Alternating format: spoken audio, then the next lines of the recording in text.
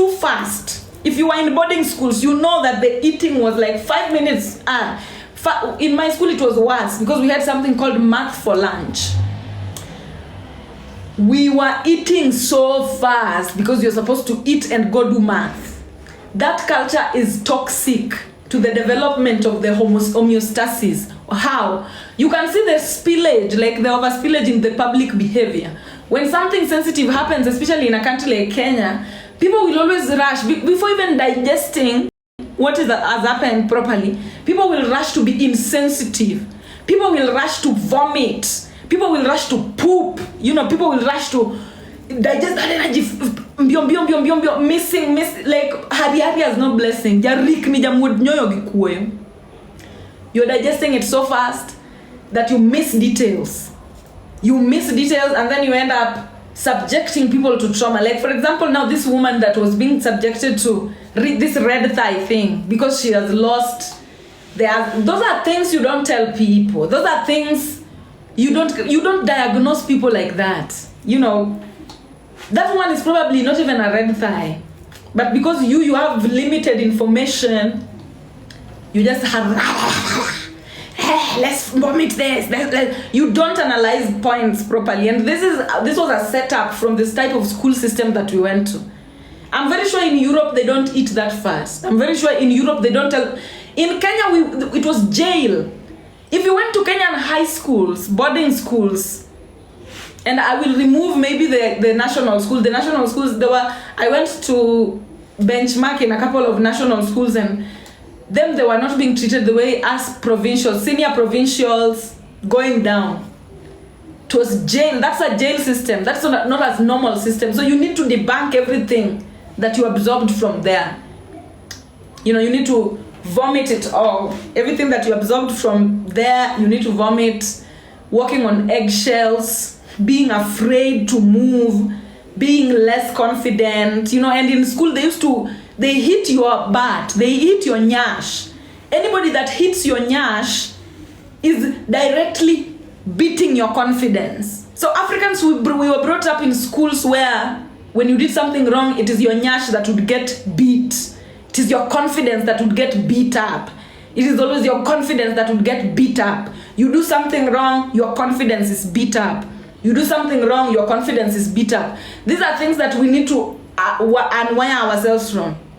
A lot of Africans, you grow up not confident because of some of the natural habits that were incorporated into our systems. And remember, caning people in the nyash is something that was a foreign introduction. Actually, Africans never even used to punish their kids through beatings.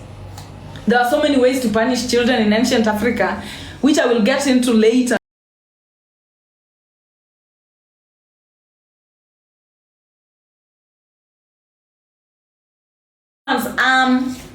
You're beating their thinking capacity. If you beat someone's chest, you're beating their ability to feel. If you beat someone's nyash, you're beating their ability to be confident, the ability to balance themselves. So it's not a joke, guys. If you're hitting someone on their knees, you're hitting the ability to use themselves.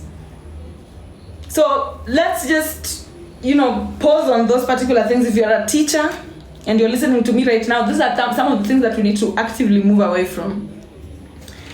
Yes. These are some of the things that we also need to move away from. We are no longer in the struggle era. If we want to thrive, then we have to organize ways in which we raise children that are disciplined. And when I say raising children that are disciplined, I don't mean the way Europeans raise their children. Europeans have failed when it comes to raising children. Because I remember, even just from me observing how Europeans interact with their kids, there was a French family that I was observing one day. The children in Europe are rotten. The children in Europe are the ones running the show. The children in Europe don't listen to anybody. The children in Europe, when you beat them up, they call the police on you and you can be jailed. The children in Europe are the ones they're the ones running the show. Children can have guns. They just do whatever. And it should tell you the type of society that Europeans and the Americans are bringing up. Now, when it comes to Africa, there's a particular level of respect that is just intrinsic. You don't have to be taught, but you just know deep within you, even though we were raised and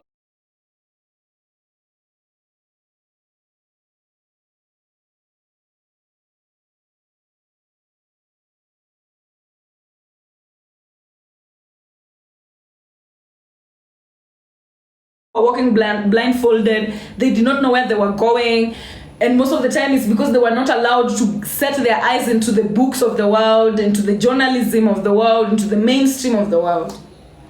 But they still raise children who are intrinsically aware of respect and discipline. They still raise children who are intrinsically aware of discipline.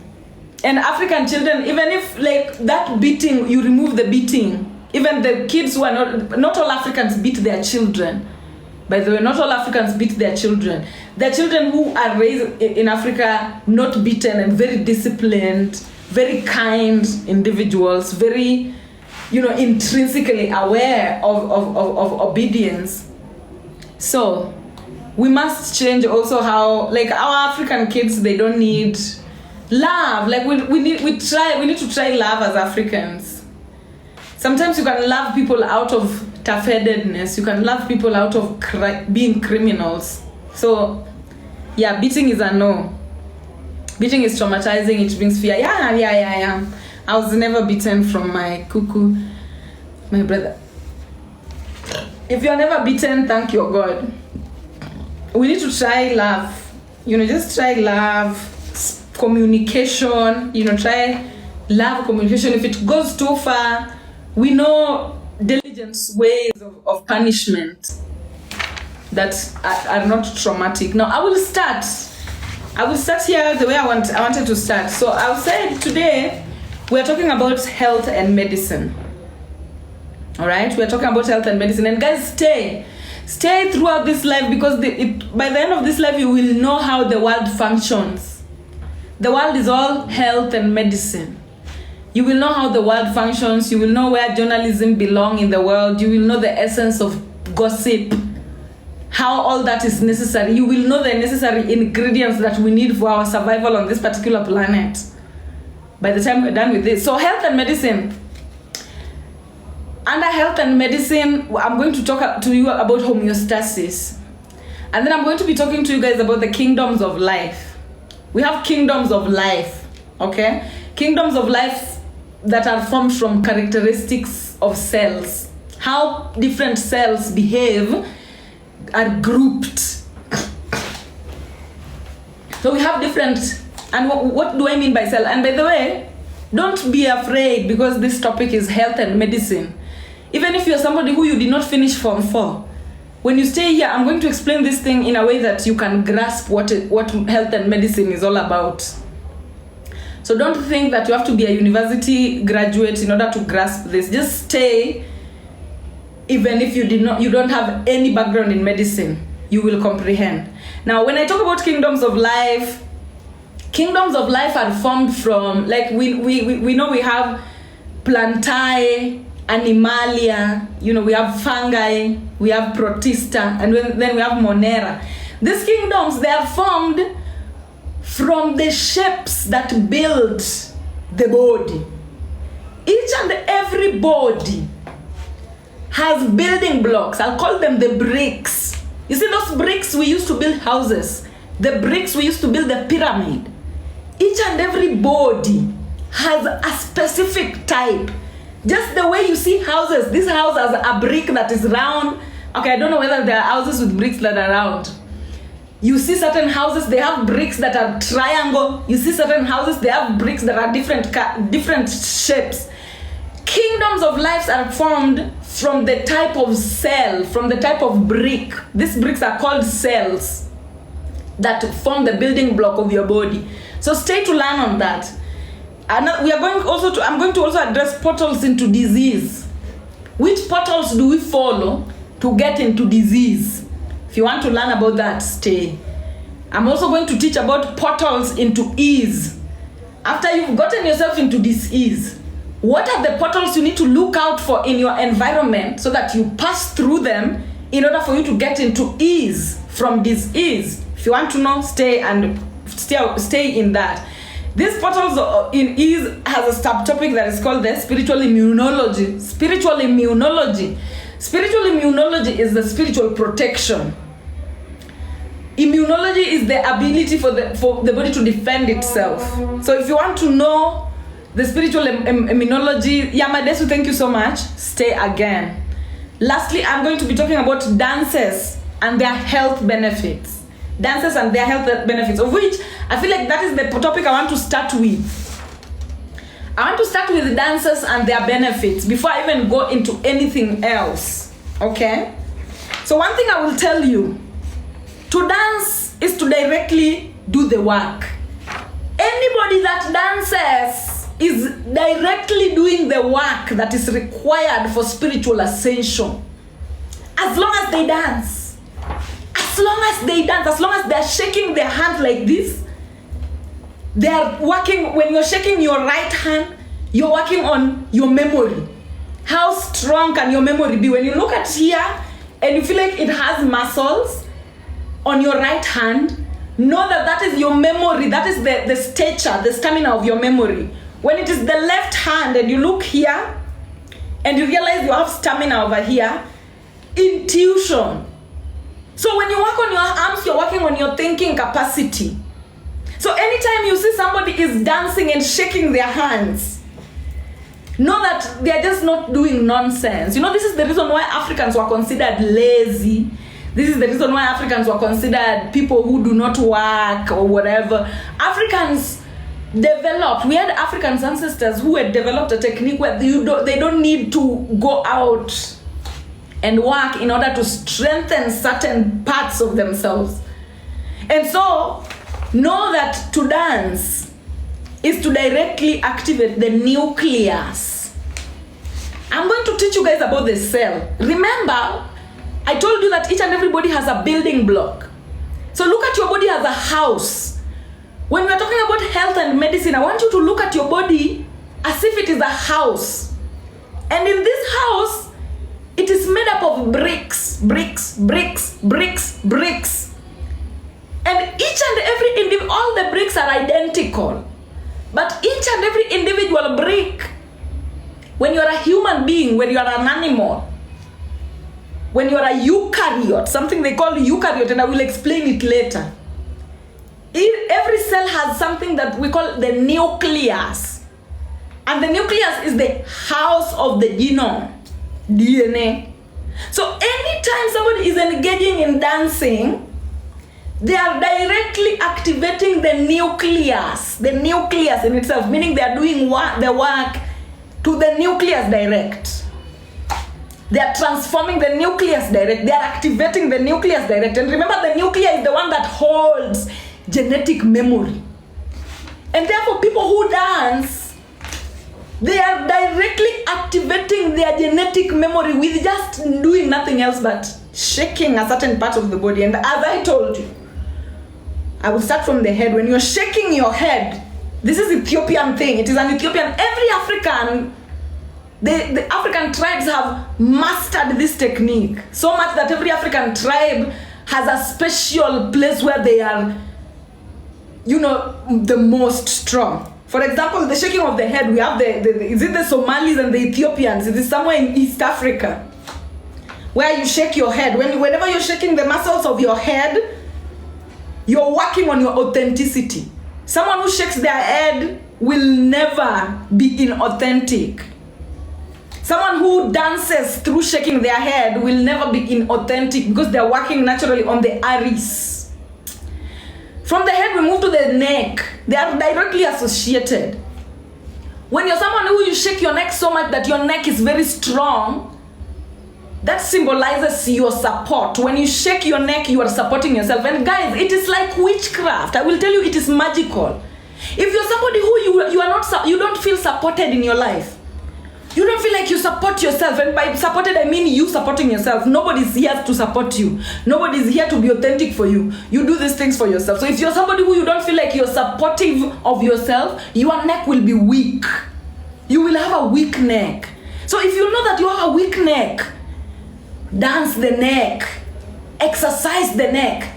I'm telling you, just like witchcraft, or just, I don't know how you call it, supernatural or magic. You shaking your neck in your house every day is going to, you're going to naturally be supported. Things are just going to start happening in your life that are supportive of you. So also, just do these things as you pay attention. You will see. From your neck, you have your arms. Okay? From your neck, you have your arms. Arms, I've already told you. The left arm, exercising your left arm, you're exercising your intuition. Exercising your right arm, you're exercising your memory, your ability to remember. If you're somebody who you cannot remember, you have issues remembering, your arms are weak. If you're somebody who your intuition is weak, your left arm will be weak.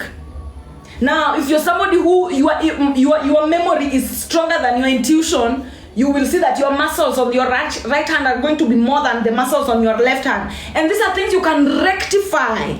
By just looking at yourself, you can be your own surgeon. You look at your body in the mirror and you see, oh, the intuition side is weaker. Do more exercise on the intuition side as you let so that it reaches the equilibrium. Learn how to balance yourself. Now, when we move from your arms, we go to the chest. When you see how the Maasai, I don't know whether it's the Maasais or the Samburus, they usually do something like this. And when you watch them properly, how when they are doing that dance, it's usually the shaking of the chest. That dance, you might think it is shaking the neck, but it is usually the shaking of the chest. If there is any Maasai in the comment section, you can actually tell them. You can actually approve this. That dance that you usually do this, and then you make certain sounds. You make certain sounds as you're doing that dance. That particular dance is the one that works directly on your chest. When it works on your chest, it works directly on your ability to feel. Remember that your ability to feel is what keeps you connected. It is what gives you the ability to be touched. It is what gives you the ability to connect with others. It is what gives you the ability to, be able to relate and live in a collective consciousness with everybody. If you're somebody who your chest is shrinking, you have chest issues, your chest has shrunk, it means you are disconnected. You cannot tap into empathy. You cannot tap into, connecting to other people and feeling the feelings of the environment. You are alone. You're like literally disconnected from the collective. Now, from the chest, we move down to the heart. We move into the heart. The heart and the chest, almost the things that exercise the chest, they exercise the heart. But however, there are particular, I don't know whether you call them cardio something, that literally work on your chest, on your heart direct. There are exercises that work on your heart direct. Whenever you dance and your heart is shaking, or, breath work. Also, breath work works on your heart. Breathing works on your heart. So whenever you're doing such kind of things, you are working on your love of yourself. Your ability to love yourself makes you a tourist attraction center. When you are a tourist attraction center, you attract everything to you.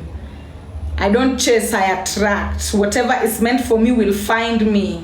Nothing that is meant for me will ever require me to betray myself to achieve it. Everything that is mine comes my way with ease. That is how, when you love yourself, when you exercise your heart, that is the life that you live. So I hope you're listening. I hope you're comprehending. And this might sound like a joke to certain people, but try it and see. You don't have to sweat in this particular planet to achieve things. These are now shortcuts that I'm telling you. These are the shortcuts of life. Another place, when you move from your chest, you go to your stomach, which is Virgo. Your stomach, the exercises, whenever you do exercises that are actively, exerting pressure and strengthening the muscles of your stomach, you are working on your analysis of yourself. Analyzing yourself. There are people who cannot analyze themselves. There are people who literally have cognitive dissonance They have no ability to analyze what they say. They don't know what to say.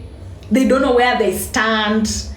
They misunderstand themselves all the time. So much that they're even afraid to talk in public because they don't know who they are.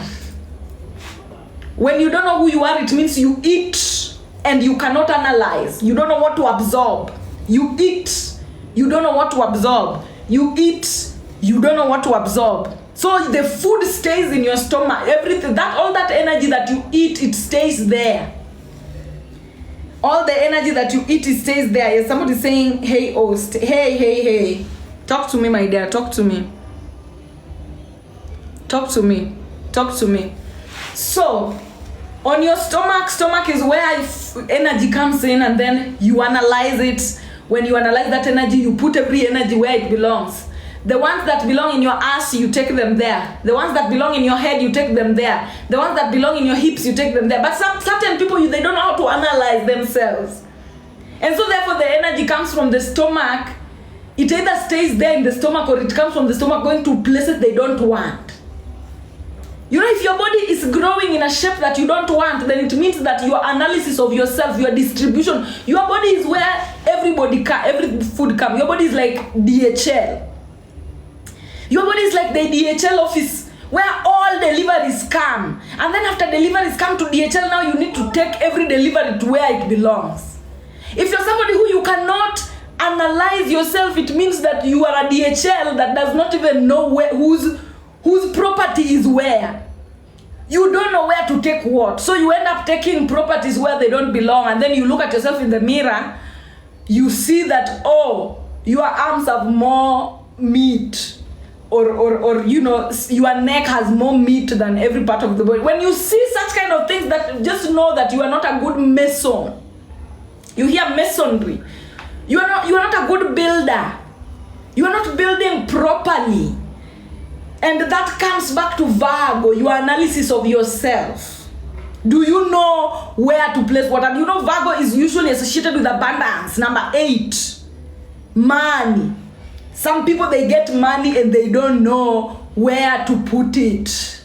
You know, getting money is one thing and spending money is another thing. And wealth is in spending money. Wealth is not in getting money. Anybody, any Tom, Dick, and Harry can get money. Anyone can get money. Now, spending the money is where wealth is built. And spending the money is in analysis.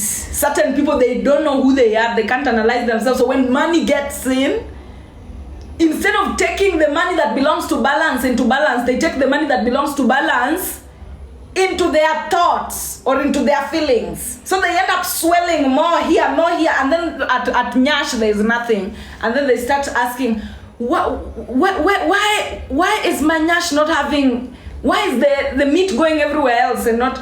You build yourself. And when you build, how you build yourself is through analysis. Like literally it's the Virgo that determines which energy goes to. So treat your stomach like a DHL office. Treat your stomach like a DHL office. What you eat goes into your stomach, and then now it is how you interact with that energy that will now tell everyone, you need to go to the ass, you need to go to the neck, you need to go to the thighs, you need to go. That is literally what you do from the Virgo. Now from Virgo, we move straight into Libra. Okay? From Virgo, we move into Libra. Libra now is the pelvic area. You see the way Virgo and Libra are following one another. If you're somebody who you are well balanced, your Libra area, your hips will swell. They will take the most meat. Because you know, your ass is your cushions. They are the natural cushions of life. They are the natural, your confidence is usually your natural cushion. You see people, as long as someone is confident, it doesn't matter whether their teeth are crooked.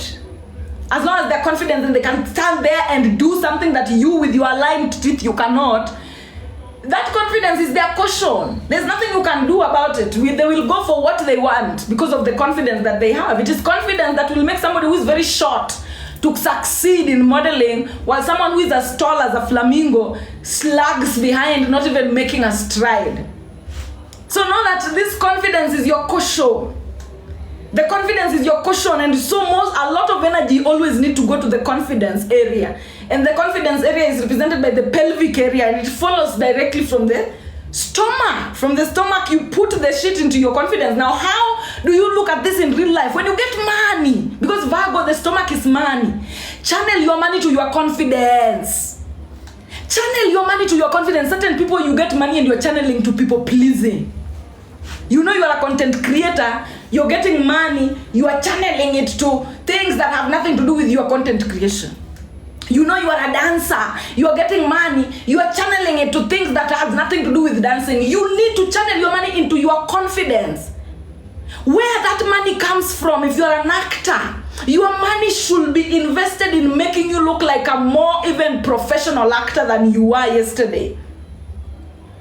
That's how you develop your confidence. That's how your nyash swell. Your nyash will never swell if you are getting money and you're feeding insecurities. You're getting money, you're feeding people pleasing. You're getting money, you're feeding societal standards. You're getting money, you're going on vacations you don't need. Spend money on things you don't need, and then you expect your nyash to grow. It will never grow.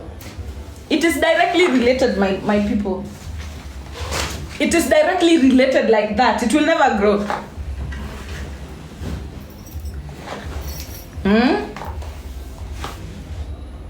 So, after your pelvic area,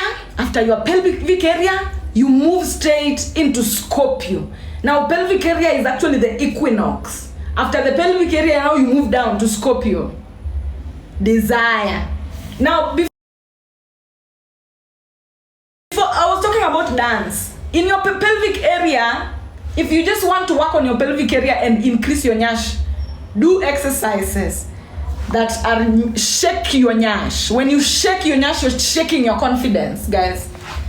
When you shake your nyash, when you twerk, you are strengthening your confidence.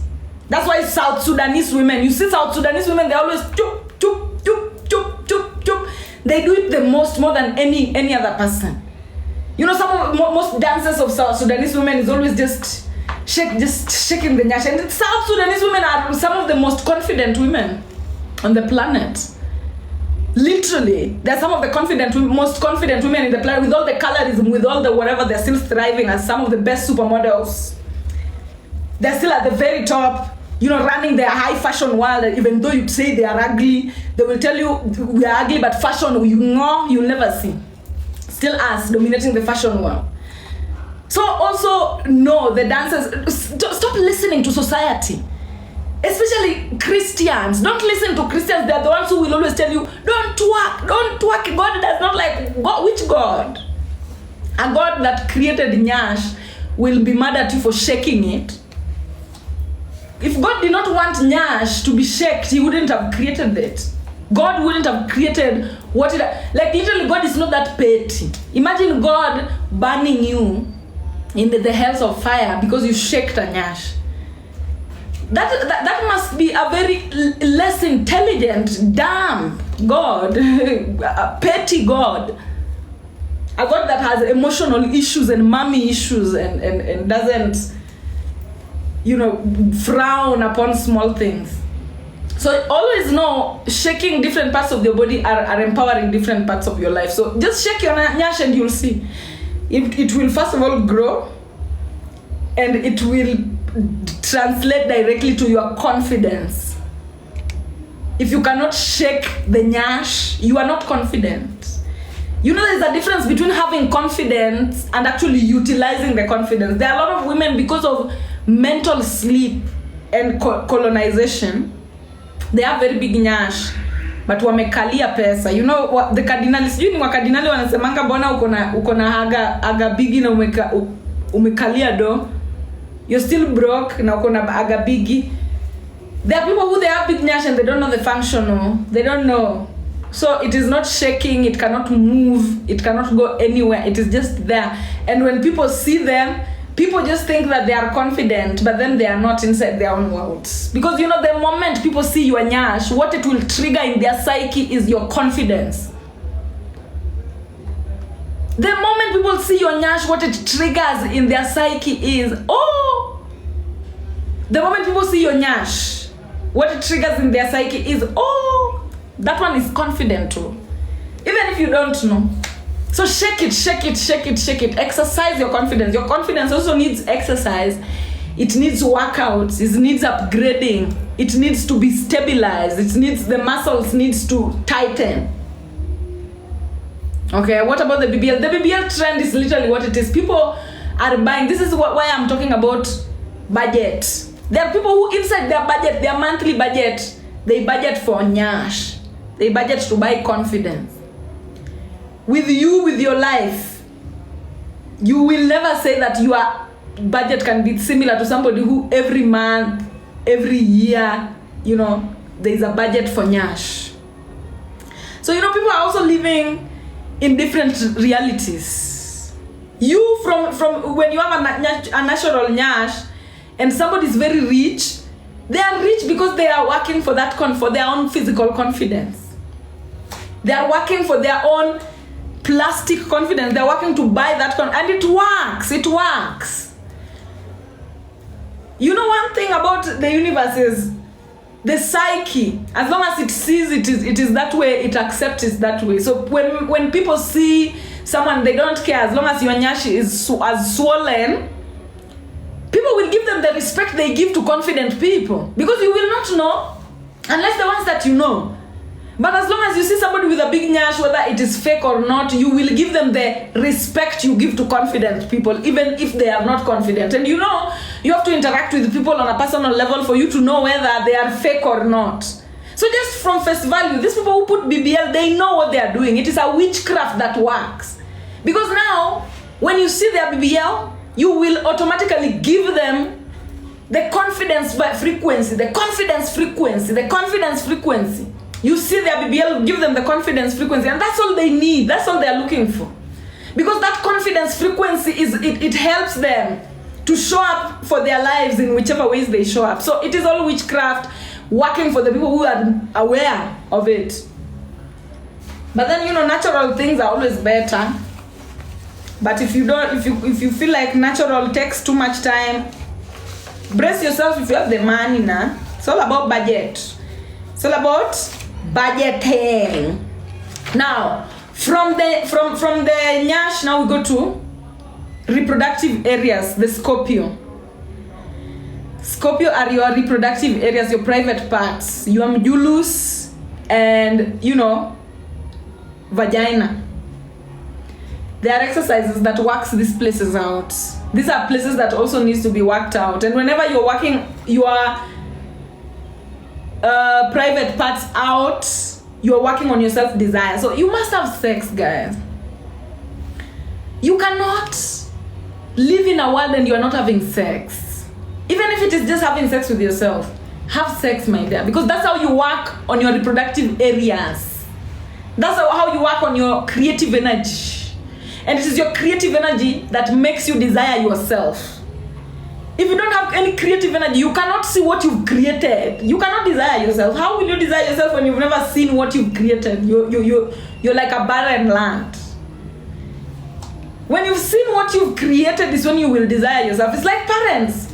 Parents, when they see their kids performing so much, they beat themselves up and say, oh, that's me, that's my son. It's the same way. Creative energy is the sexual energy. Like literally, creative energy is the sexual energy. Sexual energy creates, creative energy sexualized. So in order for you to achieve that self-desire, you have to have sex. That is where Scorpio gets you.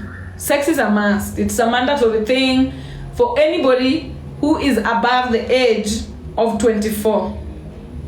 Anyone who is above the age of 24 must be having a sex on their roster. You cannot afford to be barren. Now, after reproductive areas, we have that's why art is sex. Yes. After the reproductive area, we have the thighs. The thighs. How do you work out your thighs? There are so many ways to work out the thighs. Especially the South Africans, they will tell you. The South Africans, they will plug you. The South Africans, they have a lot of leg dances, a lot of leg workout dances. And literally, They work. So when you work on your thighs, you're working on your ability to see yourself. Your ability to see yourself. And remember, whenever you see yourself, you start being seen by others.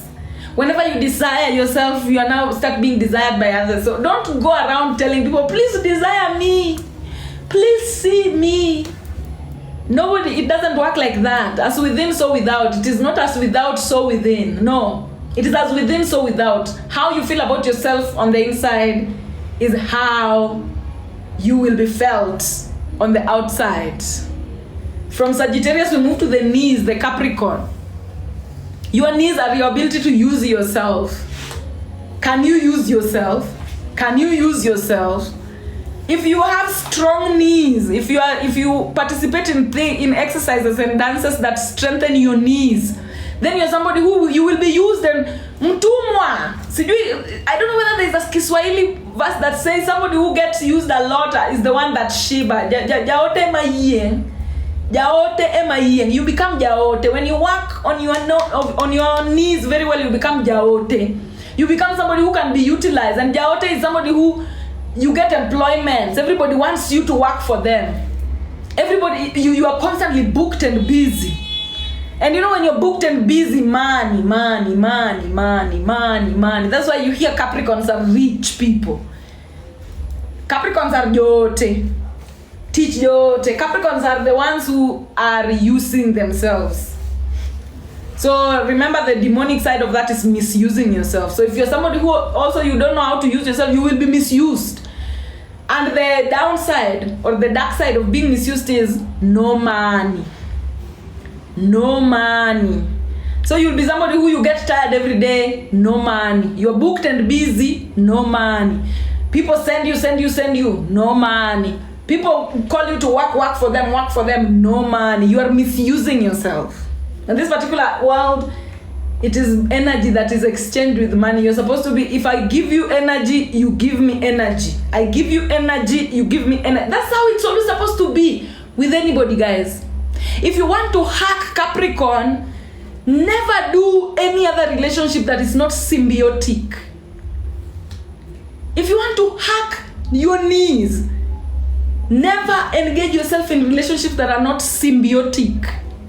Give me, I give you. Do me, I do you. If it is not that, you don't engage. Don't sign contracts that are not symbiotic. Anything that is parasitic, get away from it. And you remember that the parasites will gaslight you. The bacteria, things that want to have other relationship with you that is not symbiotic, they will gaslight you into thinking you're wrong. And especially most of the time, it's family. You'll have your family always taking from you, giving nothing. Taking from you, giving nothing. When you ask why, they give you, there's no excuse for not having a symbiotic relationship unless it is between you and your child. Of which even the relationship between parents and children are not symbiotic, are not, like they are symbiotic in a way. Spiritually symbiotic. Because children are their parents' intentions. But you should never have a relationship with anything or anyone on this planet that is not symbiotic. Unless now you choose. If you want to be philanthropic, if you want to give out, now choose that, okay, me, I want to have a relationship with this one. I want to support them. I want to do this to them. Be the one to choose. Don't let anybody come to you and be like, you need to support me. You are the one who is supposed to. Don't never let anybody feel like you are obligated to give them your energy. Always prioritize engaging in symbiotic relationships. That is, I do you, you do me. That is how you measure on your Capricorn. That's how you learn to not misuse yourself and to utilize yourself. Okay? From Capricorn, we move to Aquarius. Aquarius is the Achilles heel. If you want to work out Aquarius, Pisces, and Capricorn and Sagittarius properly, South Africa is the place. That the dancers that they do those things that they lift their legs like this, and then they step down. Those ones are literal down body workouts that will help you to tap. Okay, so Aquarius is your Achilles heel. When you work on your Achilles heel, you're working on your knowledge, your knowledge of yourself. And the best way to work on your Achilles heel is to walk. Walk, my friend, walk. Become a walker. Become a Johnny Walker. Walk barefoot as much as you can. Walk, walk, walk, walk, walk. Dance, participate in dances that are walking. That's how you know yourself. Pisces as well. Walk, walk, walk. Pisces walk in water a lot. Walk on mud. If you want to strengthen Pisces without hustling, Pisces is your belief in yourself, which represents your toes, your feet. When you want to strengthen Pisces, walk a lot on water. Walk a lot on slippery waters. Walk on mud. See if you can walk on mud. Mud that is clear, that is slippery. If you can walk on a muddy place and not fall, then you shall have strengthened your Pisces so much. Yes. So, a walker here. Hi. So, I hope that you guys have comprehended what I've said when it comes to how dances, they help in the body. If you are a lazy person, laziness is relative. If you're somebody who you just don't need to, you don't like participating too much, like going to beg people for jobs. You're somebody who you don't like doing too much to achieve. You don't like to show up too much. You can work on your body directly. Remember the philosophy, the body is the same as the day and it's the same as the year. So when you're working on the body, you are directly working on the year. If you're working on the body, you are directly working on the day. So you don't have to work on the day or on the year. If you can just work on your body, you will have stood up for all. So take that and put it into practice. If you ever find yourself in days where you're feeling discouraged or you're feeling like, oh, I am bored, stand up and exercise. Stand up and dance. Most of the time when you're feeling like you're bored, and guys, when we're talking about the body as well, I want you to listen. Your body should never be at a state of dis-ease. Your body should always be at ease. Like right now, my body is at ease right now. There's no part of my body that is paining me.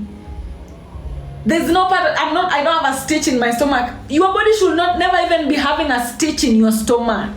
Your body should not be having a tiny headache in your head. And there are people who, then they live with a stitch. They have a stitch every day and they live with that. Some people, their body is in jail.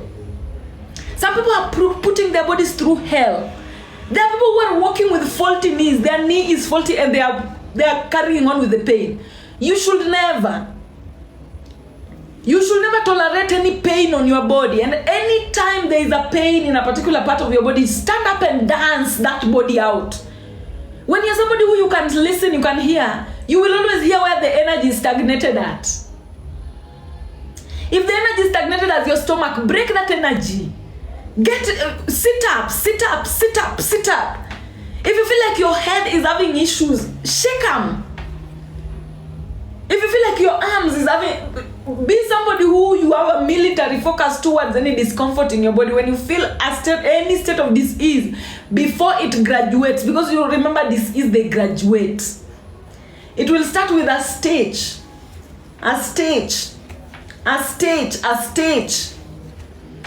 today, a stage this week.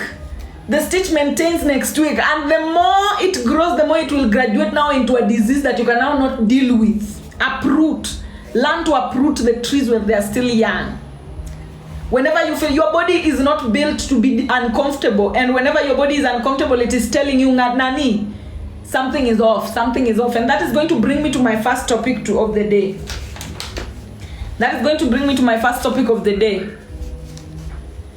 That is the kingdoms of life. Kingdoms of life. Now, when I'm talking about health and medicine, what is health? Health is the ability of your body to maintain a state of homeostasis. What is homeostasis? Homeostasis is the state of balance. Okay? Guys, Aries, somebody can you answer Lynn? Aries, migraines are in the head. Aries, your authenticity, you are not authentic. Work on being authentic. Work on stop people pleasing. Move away from people pleasing. Yamadesu, thank you so much. Guys, tap on the screen, and if you have gifts, keep sending the gifts over here. So the health is the ability of your body to maintain a state of homeostasis. What is a state of homeostasis? The state of homeostasis is the state of balance. The state where your body is feeling ease. Guys, stay with me. Stay with me. Now, what is this ease? This is the movement away from homeostasis, a movement away from balance, a movement away from ease. Whenever your body starts moving away from ease, when now you're feeling some sort of pain somewhere, tension somewhere, there's a state of dilemma somewhere, there's a stagnation of energy somewhere, it's bringing about discomfort, frustration, resistance. That's how you know that you're moving away from ease and into dis-ease. Something is unbalanced. What is dis-ease? Dis-ease means something is unbalanced. Now, what gets unbalanced? We are going to talk about that. Now, what is medicine? Medicine is intention. Any intention towards the restoration of ease is medicine. Guys, a lot of you people who are white man, who the white man is farting on their brain, you think that medicine is tablets. You think that medicine is something you get from a pharmacy. You think that medicine is something you go to the doctor and prescribe. No, listen, this is what medicine is. Medicine is intention. Any intention you take towards restoring the state of homeostasis in your body is medicine.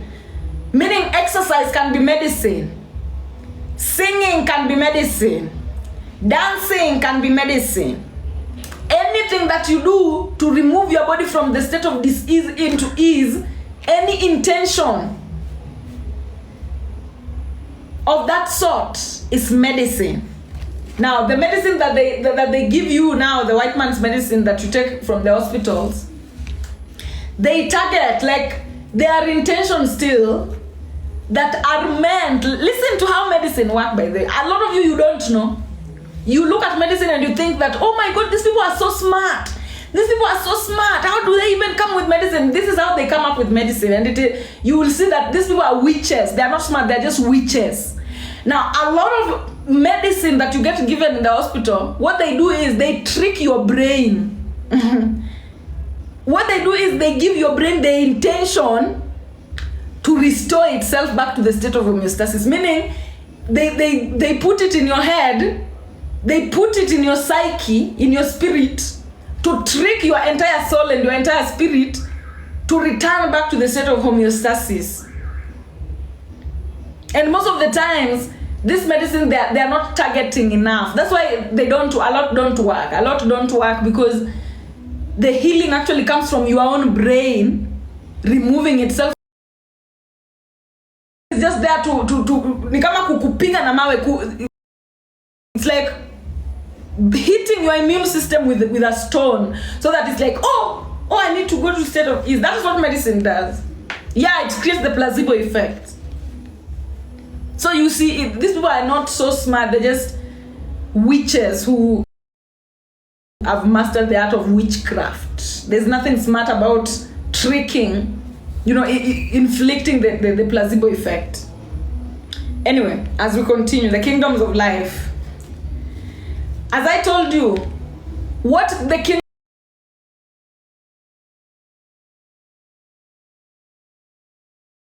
you will also always hear that kingdom animalia, kingdom plantae, kingdom fungi, kingdom protista, kingdom monera. If you ever did basic biology, you know these things. But I know a lot of people, they don't know what it meant. Some people, they just read kingdom monera, kingdom plantae, but they did not know that, actually this is what it means. So I will tell you, these kingdoms of life, they are the types of cells. Why do they call them kingdom animalia? Because the cells that make up the kingdom animalia, they look a certain way, the bricks. The bricks that make up bricks. I want you to know bricks because we are going to be talking about bricks a lot. Politics, geopolitics, like literally the collective is joining into one. We are going to be talking about the bricks of the pyramids. We're going to be talking about the bricks of the South Africa, Russia, Brazil, China, geopolitical bricks. And we will be talking about the bricks that are from the kingdom of life.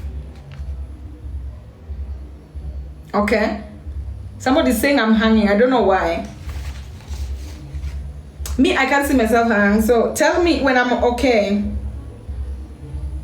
Tell me when I'm okay so that I continue. Uko sawa sawa, me, I'll continue. So, when you hear the kingdoms of life, Monera, Plantae, Proctoctista, Fungi, and Animalia, know that they're talking about bricks, different bricks. Kingdom Animalia, those are different bricks. And you know the bricks of the Kingdom Animalia. I will show you over here in my laptop. Animalia bricks, they are different. And that is what we are going to focus on today. But I will tell you the kingdoms of life, we don't have different bricks. The bricks that form animals are not similar to bricks that form plants. And so the bricks that form plants are not similar to bricks that form fungi. They are not similar to bricks that form Protoctista. They are not similar to bricks that form, Monera. Each and every kingdom has different bricks that build them. Now, I will tell you this. Under the kingdom, we have these kingdoms. They are divided into two main domains. We have the eukaryotes and prokaryotes. I'm sure if you've ever done basic biology, you've heard about that name. Today, I'm just here to tell you them in layman's language so that you move away from the white man's language that is confusing. Okay? So, under these domains of bricks of kingdom Animalia, Kingdom Plantae, Kingdom Fungi, Kingdom Protoctista, Monera, all these kingdoms of life, they are all divided into two. And that is eukaryotes and prokaryotes. Now, to tell you how, anyway, let me not even delve into the negative energy. Let me just teach, okay? Let me just teach. So, eukaryotes, the meaning of eukaryotes is this. Eukaryotes is formed from two words, which is EU, and karyote. Somebody can write it down so that people can see. Eukaryotes it literally translates to true nut. Oh my God, I even feel dumb saying this, but these are the philosophers that formed our science. So let me just say, eukaryotes, that EU, the first EU, and then from K going on, those are two different words. So you in ancient Greek used to mean true or well or good. Karyote is like nut. You see the way you have a ground nut. You have a ground nut, and then the inner side of the ground nut, that is what is called nut. It has a protective layer, and then it has an inner side. Now that inner side of the nut, any nut, macadamia nut, whatever, whichever nut that you eat, you know the nuts. You know the nuts. Whichever nut that you eat, you always have a protective gear outside, and then now inside, even coconut, okay? Inside there is that white thing that now you eat. Eukaryote comes from that description. The Greeks, they used that description to describe the eukaryote. So eukaryote means good nut or true nut. And then prokaryote means before nut or a nut that has not formed. Okay? So prokaryotes, the prokaryotic cells are almost, you'd say, premature. Like literally it is a nut whose insides have not formed. The insides are not intact. Just look at a coconut that has that protective shell, and then inside there's nothing. That's a prokaryote. And then a coconut that has formed, and then the inside there's that white thing that you can eat. Now that is the eukaryote. Now why is this important? You need to know why this particular thing is very essential. Now, why are they called the eukaryotes? The eukaryotes, they are membrane bound. They have membrane bound organelles inside of them, and they have a nucleus. while prokaryotes, they don't have a membrane-bound cells inside of them. Meaning prokaryotes, you cannot, they are not, the nut is not formed. The nut is not formed. That's all I'll tell you about prokaryotes. And their nucleus is not bound. They have a nucleolus that is not bound in the nucleus. So it is just a genetic material. Like literally prokaryotes are, this is very important. This is very important, and I don't know how I'm going to describe it. Oh, I have to draw it. Now let me tell you. Prokaryotes look something like this.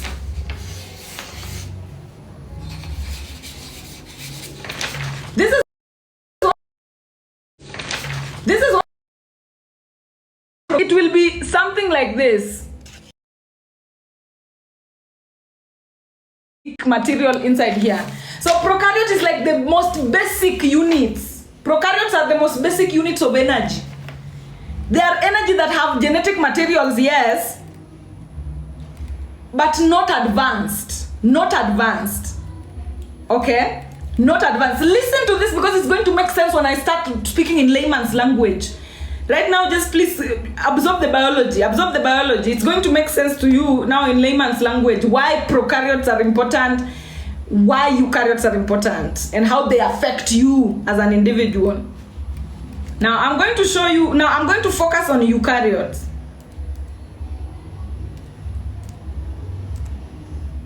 When you look at a photo of the eukaryotes, if you can look at a photo of a eukaryotic cell, you'll realize that they have a shape of the planet. They have a shape of Earth. And literally that is what they represent. Remember, as micro, so macro. As micro, so macro. Look at a eukaryotic cell. Yo. Can you see? Can you see a eukaryotic cell? Narrator dialogue. Okay. Button. Alt plus O. Heads up. Okay. Close. Button. Close. Close. Button. Don't show again. Checkbox unchecked. What is Tap happening? to toggle. Close. Button. Double tap. Okay. Double tap to activate.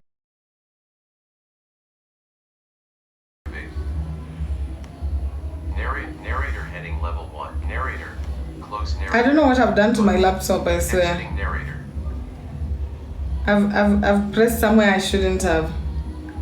And now it's speaking its own language. So, this is a eukaryote. I want you to see it. This is a eukaryotic cell. It literally looks like the planet. When you look at the planet, you will find that the planet has an inner core, and then the planet has water, and then the planet has an outer membrane. Now listen to it, because listen to me, because now you're going to see what I'm talking about, how related these things are. So now, let's just take it slowly. I'm going to be focusing on eukaryotes.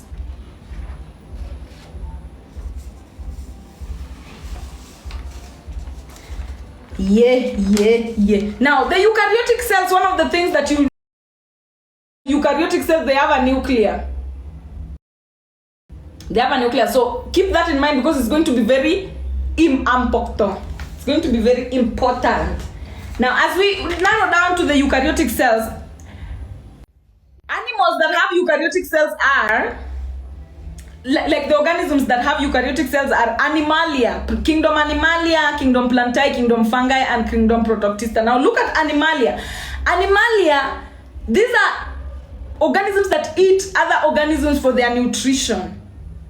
And then Plantae, they make their own food. Fungi, they decompose organic material to absorb nutrients. So also look at how different kingdom has their own Animalia, they eat other organisms for their own nutrition. Plantae, they make their own food. Okay? Fungi, they're the ones who decompose. Without fungi, there's no decomposition. Some make their own food, some they decompose. So, I want to focus mainly on the eukaryotes, which are the true nuts. which are us human beings. I want to focus on the eukaryotes, which are us, the human beings, and I want you to know who we are, how we feed. Now, the eukaryotes,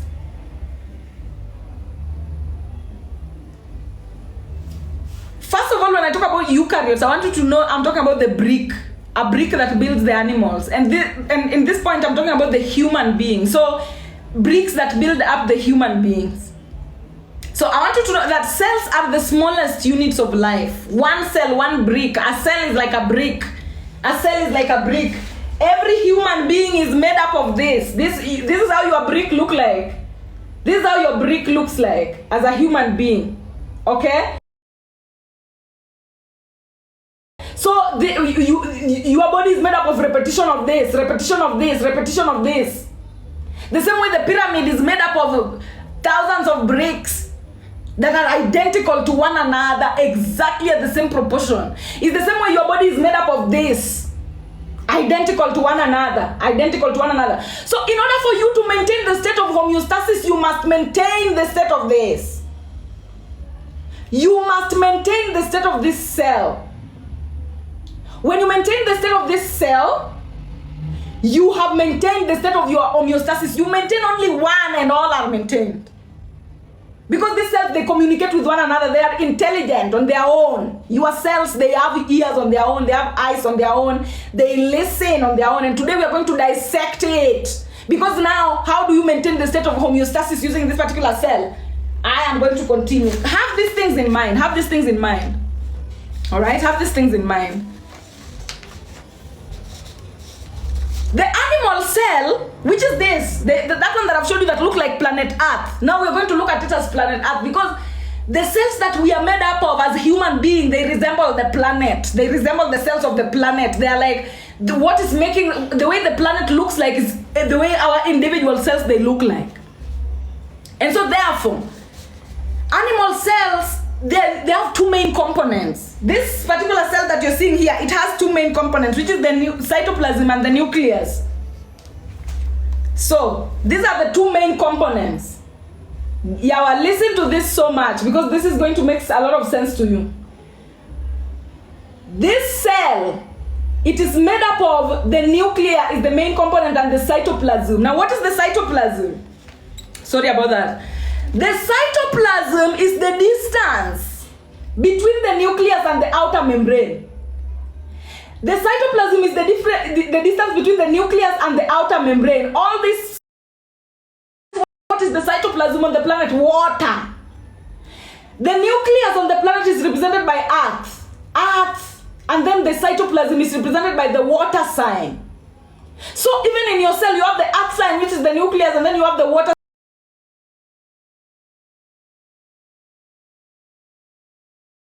reticulum, the Golgi apparatus. You have air sign also in the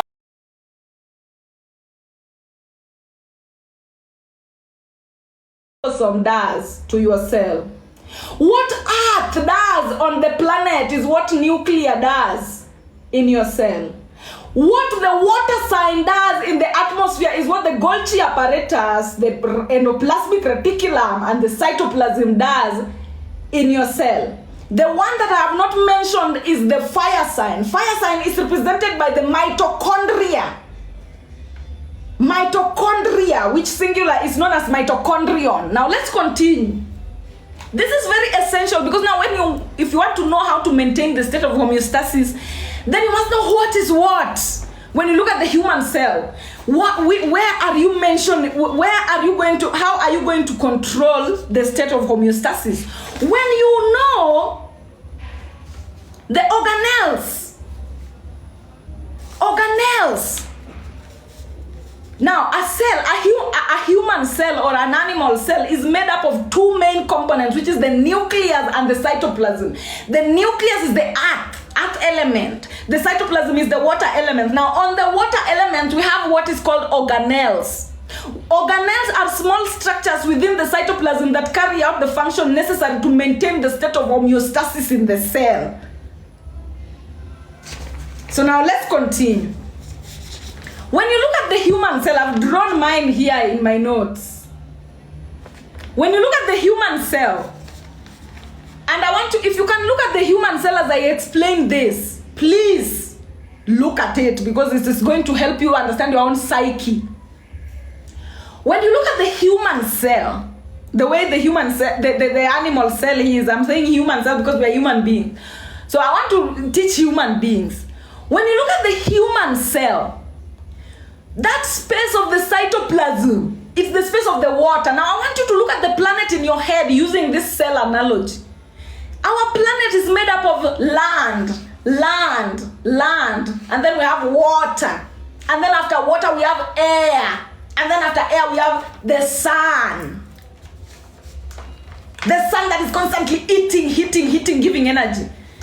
The sun is what we call the mitochondria. And listen, the mitochondria is only maternally inherited. This is why we say legacy is maternal.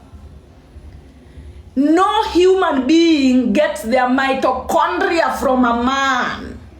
No human being gets their mitochondria from male. No human being gets their energy source from male. This is the reason why legacy is maternal, because all the energy sources that are in display on this particular planet come from the woman. Even in your own individual family, the fire sign. What is fire sign? Fire sign is that creative energy. It is the generator. It is the powerhouse. It is the one that pumps energy that makes everything else possible. It is the one that, it is the petrol to the machine. Mitochondria is the petrol to the machine that is called a human being. Now, petrol does not come from men. I want you to comprehend that, because that is not a small point. The petrol does not come, somebody is asking, is the sun feminine? The sun is masculine, but where does it come from?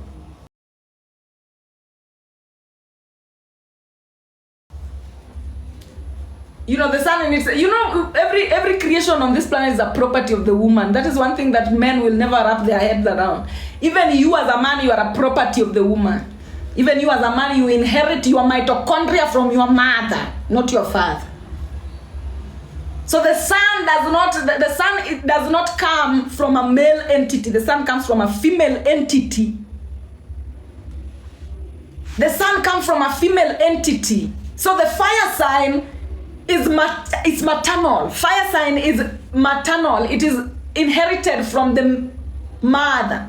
That fire energy, it has nothing to do with the paternal inheritance. It has everything to do with the maternal inheritance. And this is even said in the cell. So as I was saying, mitochondria represents fire sign in your cell. Nucleus represents the earth sign in your cell. Now what does mitochondria do? It generates energy. What does the nucleus do? The nucleus houses your genome.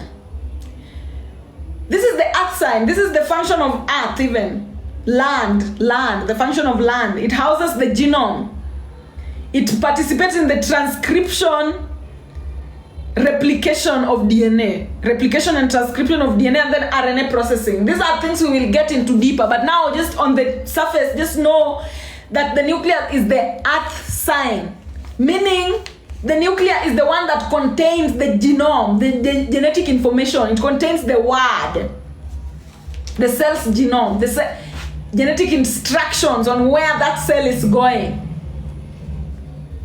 I hope somebody is listening to me. If you are not, you will listen, you will get it. Now, inside the cell, we also have things that is called lysosome, peroxisome, and ribosome. Lysosome, peroxisome, and ribosomes are the air signs. The air signs. What does ribosome do? You always know ribosome is the synthesizer of protein. And ribosome is made in the nucleus. It is made in the nucleolus, inside the nucleus. So look at the air sign, oxygen, that we breathe as animals. Where does it come from? Literally it comes from the earth. Ribosomes are made from the nucleolus. The story is the same.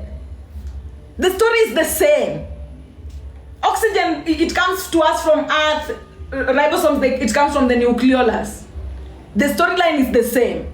Now, what is the function of the ribosomes? It is, we know the function of the ribosome, and when you look at the ribosome, it looks like tiny pieces of air. Tiny pieces of air. I don't know whether you'll see it here. And ribosome, it always stays at the rough endoplasmic reticulum. They connect with the rough endoplasmic reticulum to synthesize, to produce proteins. Now, guys, listen to me. The information is still a lot, but I don't know whether you can see. I don't know whether you can see the ribosomes, the dots.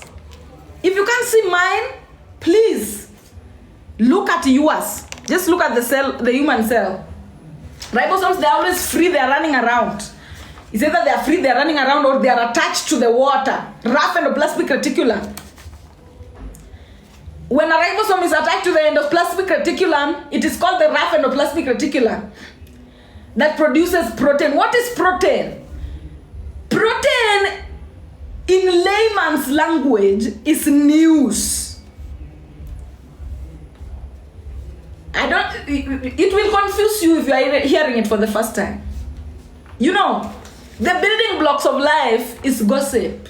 Gossip is chai, the chai energy, gossip energy, news energy. That is what grows life. Like literally, it is from you hearing that, oh, the president of America is doing this. That is what gives you energy to actually, that is what gives entrepreneurs energy to make certain decisions. News is what drives this world. By now, if you're somebody who you cannot gossip or you cannot engage in gossip, because it is the way that you engage in gossip that either makes you sick or at ease or prosperous. So when we talk about the protein, this entire cell, the cell, its entire function here is production and transportation of protein, production and transportation of gossip. Protein is information. You hear in the Bible they say, in the beginning there was the Word, and the Word was with God, and the Word was God. That Word is what is called protein. And protein, what makes up protein are the amino acids. What are the amino acids? Amino acids are now the different dimension through which information come. Different dimension through which information come. And let me continue so that you can get this properly. I was at the lysosome, peroxisome, and the ribosomes as the air signs. Now, when we come to the water sign, we have the endoplasmic reticulum, the Golgi apparatus, and the cytoplasm. The entire cytoplasm is here, the blue color. This blue color, the entire blue color is cytoplasm. When you look at the planet is 70% water. Your cell is 70% cytoplasm. What does the cytoplasm do? It creates a conducive environment for the organelles to thrive. That is what water does. That is what water does. Now listen properly. It creates a conducive environment for gossip to be transported. Guys, you will realize that life is very cheap. You are taking it serious for no reason. But we will continue. Life is meant to be enjoyed. Life is meant to be enjoyed. Now let's continue.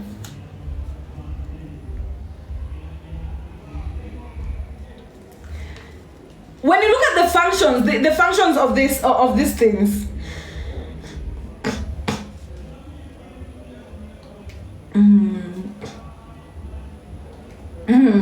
Now, when you look at the functions of endoplasmic reticulum, the water signs literally, protein, production of protein.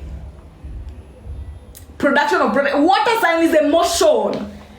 Emotion is what produces news. When you hear that somebody kills somebody, now it is being announced on the TV there for you to listen to and make your own decision according to that and channel your life according to that news. Not that for somebody to kill somebody, for them to make it to the news, it was emotion that was involved.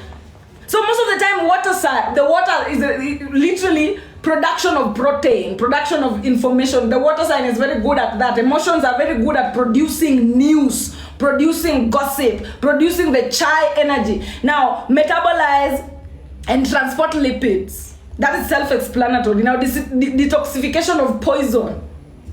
It is through your emotion that you can have the ability.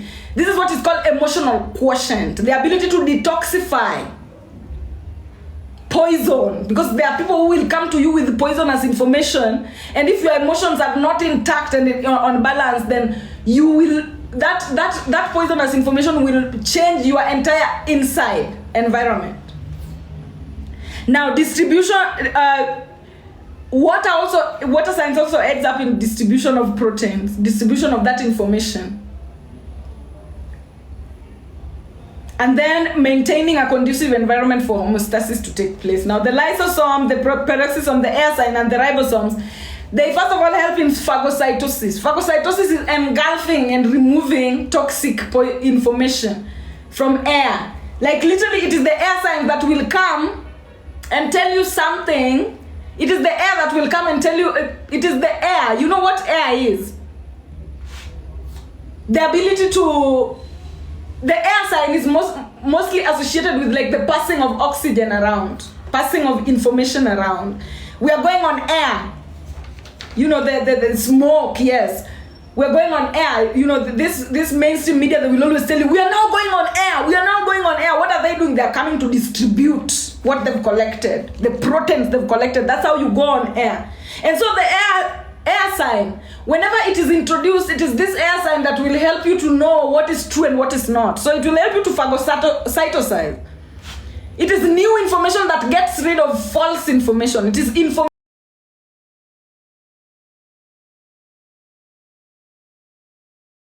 Know that it is truth. It is not just gossip, true gossip.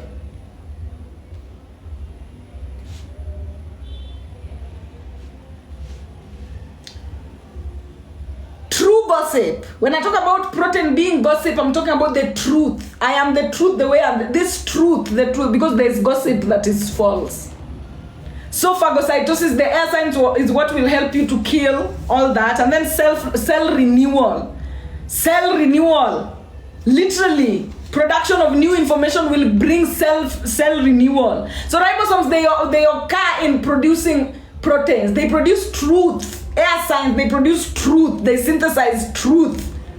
Smoke. You know, in ancient Africa, we used to use smoke signals to pass information,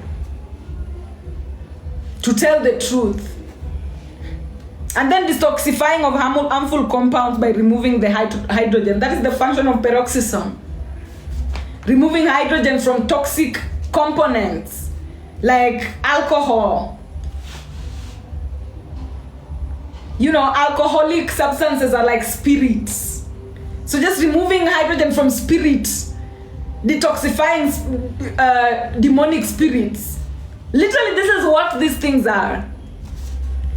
And then we have the nucleus, which I already told you, houses the genome, transcription, translation, and transcription, replication, and RNA processing. Now, let me continue. What is protein? Protein, when you hear proteins are the building blocks of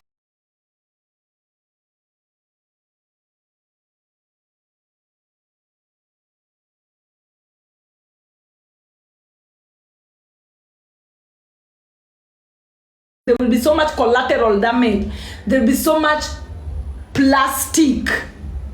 And we can already see that from the world that we live in today. So proteins are the truth. And they aid in DNA replication. It is the truth that will awaken your DNA. Sometimes, you know, when people say something, like for example, I post something and then it is something that awakens your soul. Like literally, it's usually the truth has its own spirit, and it is what is called protein. We are all built off of truth. We are all built off of truth. Now, the truth aids in DNA replication, in transporting molecules, in catalyzing metabolic reactions. You know what metabolic reactions are? It is the truth that is making Africans want to revolutionize. It is the truth that is now making us want to avenge Gaddafi's death. Like, those are like literally metabolic reactions. The truth spikes up. It is a catalyst. It provides structural support to cells. The truth, sometimes when you tell people the truth, it supports them even without them needing, like literally there are certain people, things, truths that you're told, and it stabilizes you.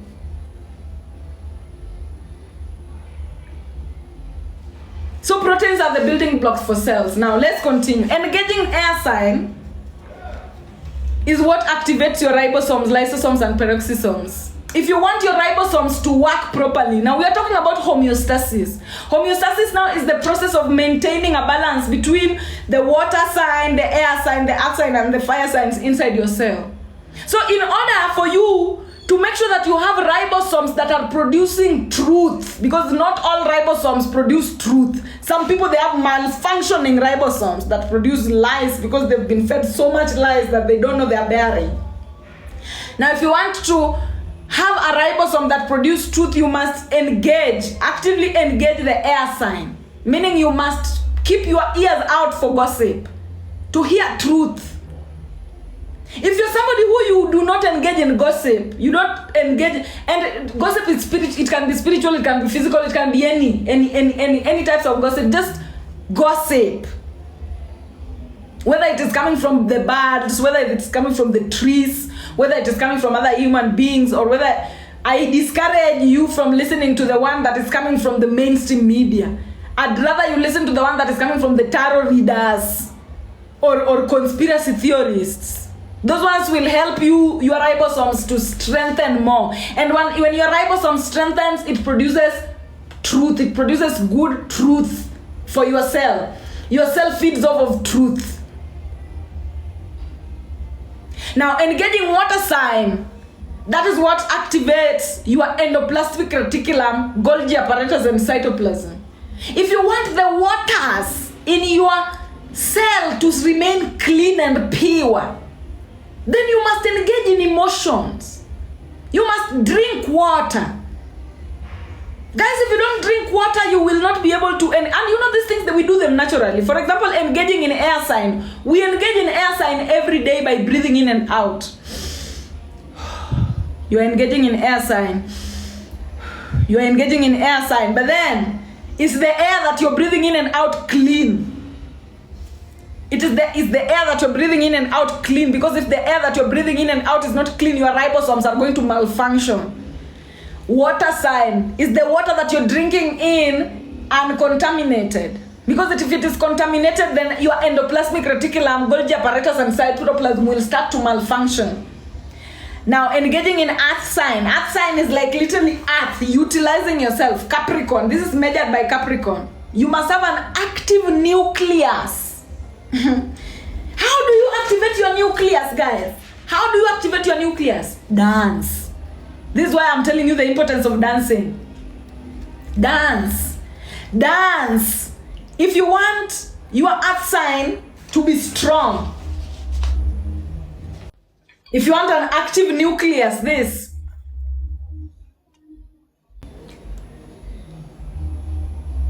If you want an active nucleus, this nucleus, if you want it to be active, and remember the nucleus is the one that houses DNA.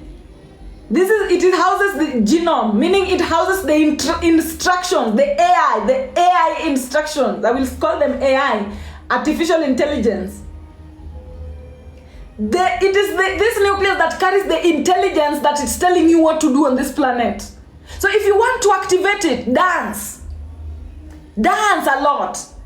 Dance a lot. Dance a lot. That's how you engage the air sign. Move a lot.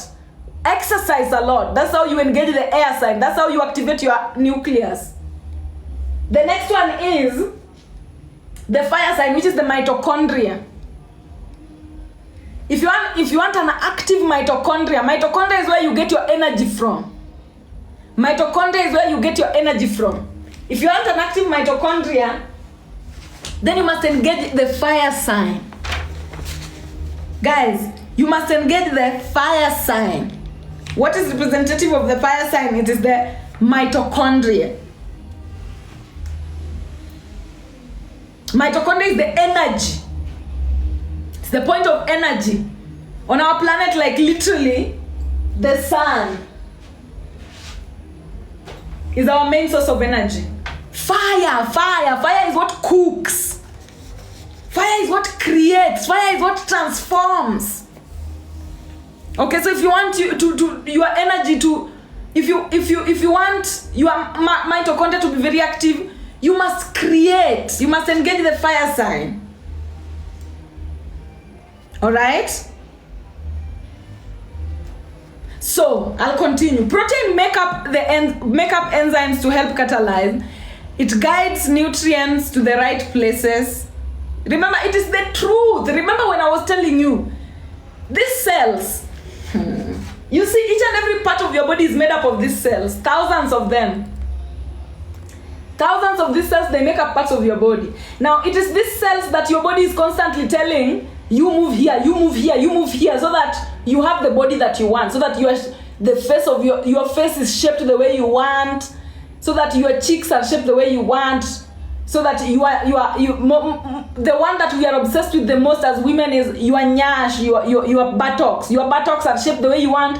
These cells are the ones you're constantly communicating with and telling them, you move here, you move here, you move here, you move here. And what tells them to move is the truth. That which we call protein. That which we'll call protein is what guides nutrients into the right places. If you are not truthful, your cells will be guided wrongly, and you will look at yourself in the mirror and not like what you see. I hope somebody's listening to me. When you're not based off of truth, you are not saying your truth, you are not embodying your truth, you're not behaving in your truth, you're not feeling your truth, you're not thinking your truth, then your cells will start being like, hey, what is she telling us to arrange ourselves? Your cells are always like this. This cell that I'm showing you right now, they're always like this. What is Swiri saying?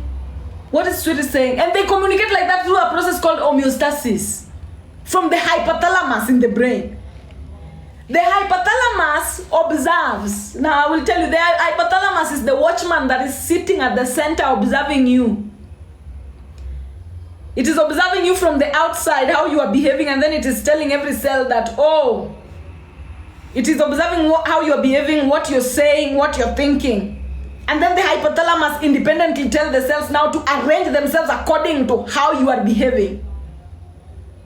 If you're somebody who, you are not authentic, your behavior is not authentic, you like to gossip negatively, you like to engage in sewage. Sewage gossip is gossip of slander that do not have truth in them. So you are busy sitting there and you're saying, hey, that one now, I hate that girl, she's so ugly. Yourself, they don't know anybody else but you. They don't have an eye to see anybody else. Yourself, they are inside you, they only know you.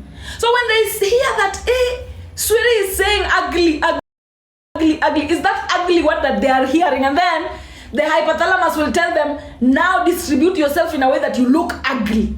And then your cells will arrange themselves in a way that you look ugly. That is what goes on inside of you. Your cells are constantly listening to you like you are the head teacher. They do as you say, even if you are joking. That's why Olodumare would tell you, if you don't want it, don't ask for it even as a joke. If you don't want it, don't even wish it on somebody else. Your cells don't know anybody else. Your cells, as long as you're thinking it, they think you're thinking it of yourself. So this is the reason, this is where karma stems from. Because you will be walking around saying that, hey, that I wish she dies. And then your cells will hear that and say, oh, she wants us to die. And you know the cells, they're even suicidal. If you studied biology, you know the cells can be suicidal. They can go on a suicide mission. The cells, they can be autoimmune. They can self-attack. As long as you say it, your cells, they are acting like an army. A military army. Now imagine a military army that is under the rule of a wrong president. I will not use unalive. In biology we used to use suicide. I will use suicide, my friend. I don't care if somebody is being triggered. It is life, we have to live it. That is what it is. Even in biology it was written suicide cells.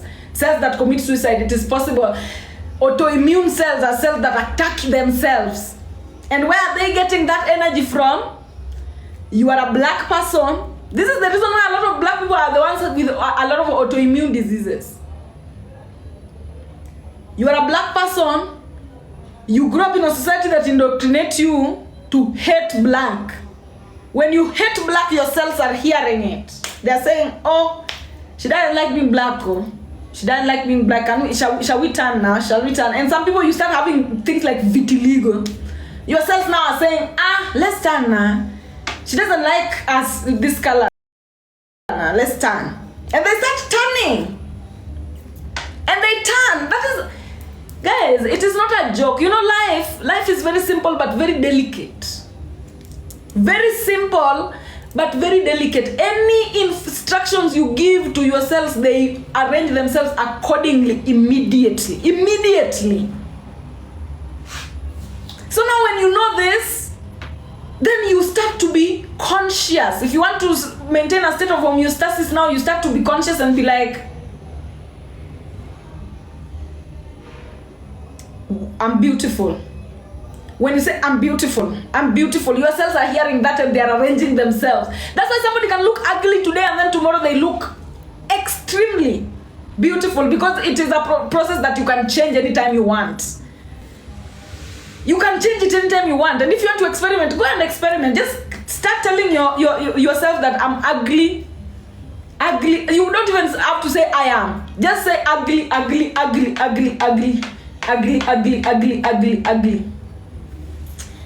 Do it for a week. Do it for 7 days. And then look at yourself in the mirror.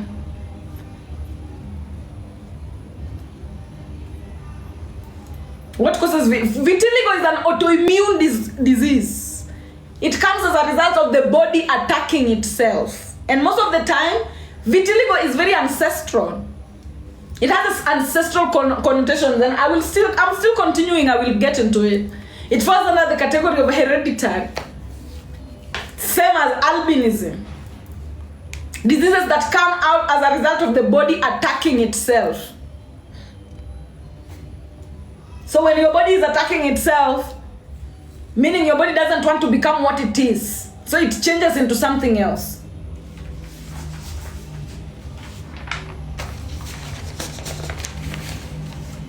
Somebody's saying I'm going to start because I'm too beautiful. I'm going to continue.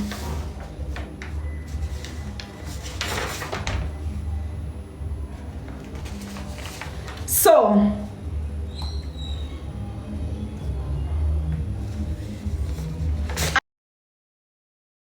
I'm going to move into the portals. And before I move into the portals, guys, I hope we are together. It's been a minute. How are you, love? I'm fine, love. I'm fine. How do you know about the fabric we wear? Yes, because everything is made up of frequency.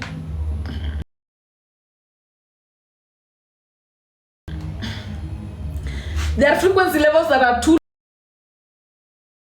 low that your body honor. And let me tell you, spiritual people, spirituality is delicate. Spirituality is very delicate, because trust me, when your body becomes spiritual, it does not know you. It does not care about the world that you live in. The moment you subject it to low vibrational, it reacts immediately. You get to a point where you're so spiritual that the moment you step into the presence of someone that wishes you harm, your stomach will pain you until you leave that place. Spirituality is beautiful. It is communication with the body. So you get into it. Even the food we eat, everything, guys, everything. You are definitely on point with all that you're saying. I can tell you, because I live it. Yes, thank you so much. The people who live these things, that's what we need. But up to this particular point, I hope we are together. I sense danger with my stomach. Yes, true, it happened to me. Yes. What about self-conflict? Where does it come from? Self-conflict, most of the time when you find yourself being in conflict with yourself, know that there's an outside entity. You have a receptor, which I'm getting into it. Same as baby spiritual world. Yes. Oh, thank you, guys. Guys, if you have gifts in the comment section, gift. You guys started gifting me so early today and then you stopped. People who have gifts now, I am pausing. I'm taking a break for gifts. Before I go into portals, we are remaining with portals into and out of diseases, and then spiritual immunology. So those are the topics that are remaining. Gifts. Thank you. Thank you, She. Thank you, Ye. Thank you, Nola. Thank you, Melo. Thank you, Stella. Thank you, guys. Gifts. As we continue, I hope this is helping somebody. Very true, very fruitful. You mean our life is a reflection of our cellular level? Yes. And as I've told you, this is why I'm telling you, where you get your news matters. The truth is the one that we share all from all over the world. We share the truth. That is all we share. People share different types of thinking, different languages, different whatever, but what we share, all of us, is the truth. And that's why you usually find videos that go viral, too viral, like videos that go too viral are usually just funny videos of basic truths. Funny videos of basic truth, or videos that are like of truth that everybody can see, like somebody falling from I don't know where.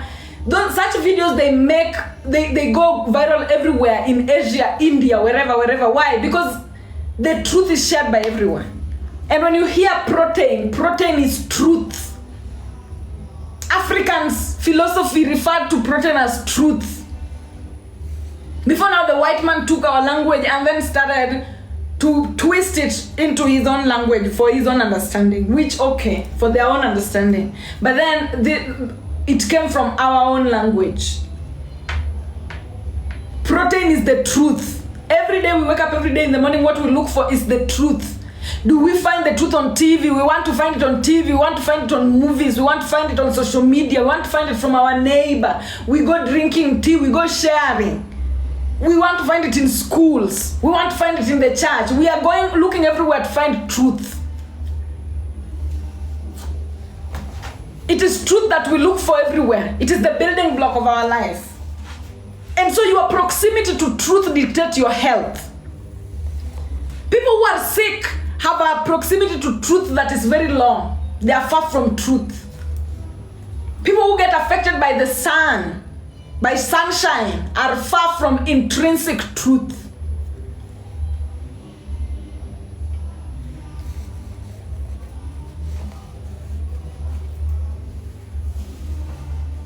The truth which is like oxygen that everybody breathes. You know, we go worshiping gods that we don't know. But if we wanted to worship the true gods, we would just worship the things we share, all of us. Oxygen. Everybody breathes in and out oxygen. Air sign is God. Water sign. Everybody drinks water, everybody bathes with water, everybody uses water to clean. Nobody will ever tell you when there is water, nobody can survive. When there is no water. From water, we have fire. We use fire to cook. We use fire to feel warm. We use fire to see. We use fire to show us the way. We use fire to light a room.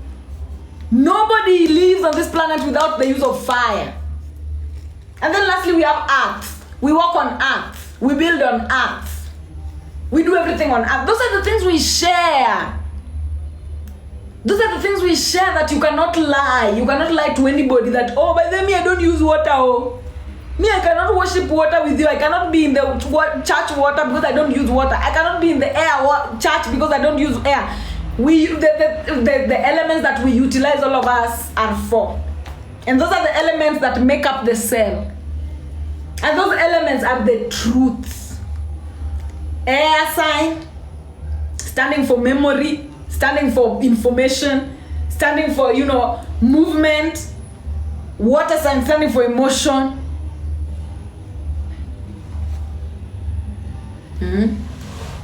Fire sign, standing for that energy that combines the social energy, that brings together, that creates. And then we have the earth sign. Swiri, what about ether? Ether is space, baby. Ether is space. Ether is also space is also something that we share. Space is like the blank. The pages on the wall that nothing is written. The spaces on the planet that has nothing built on it. That is space. space. You know, NASA will tell you, oh, Juliet, thank you. That is so cute. NASA will tell you, we are going to space. We are going to space. There is no space they're going. When they tell you they're going to space, they're just going to here. They're going to put CCTV in space, like literally among people, to see what is where the direction people are headed. There's no space. There's no other space other than the space that is space. Like literally that word in itself, space. Like for example, tomorrow is space. We've not gotten into tomorrow. That is space right there. There's nothing that has happened tomorrow. But guess what? NASA is already at tomorrow. Why? Because they have astrologers. They have astronomers that can see, that can dictate from the truth in the world. When you can see the truth in the world, when you can see the way the world interacts with truth, you can predict space. When you see the way the world interacts with the truth, you can predict what will happen tomorrow. When I see your life and I see how you're living your life, I can predict maybe in 10 years you will be here. That is what NASA does. When you hear them going to space, that is what they do. But guess what? We are entering into an era where it will be astrologically impossible to read space. From 2024, from this year, it is becoming more and more difficult to read space.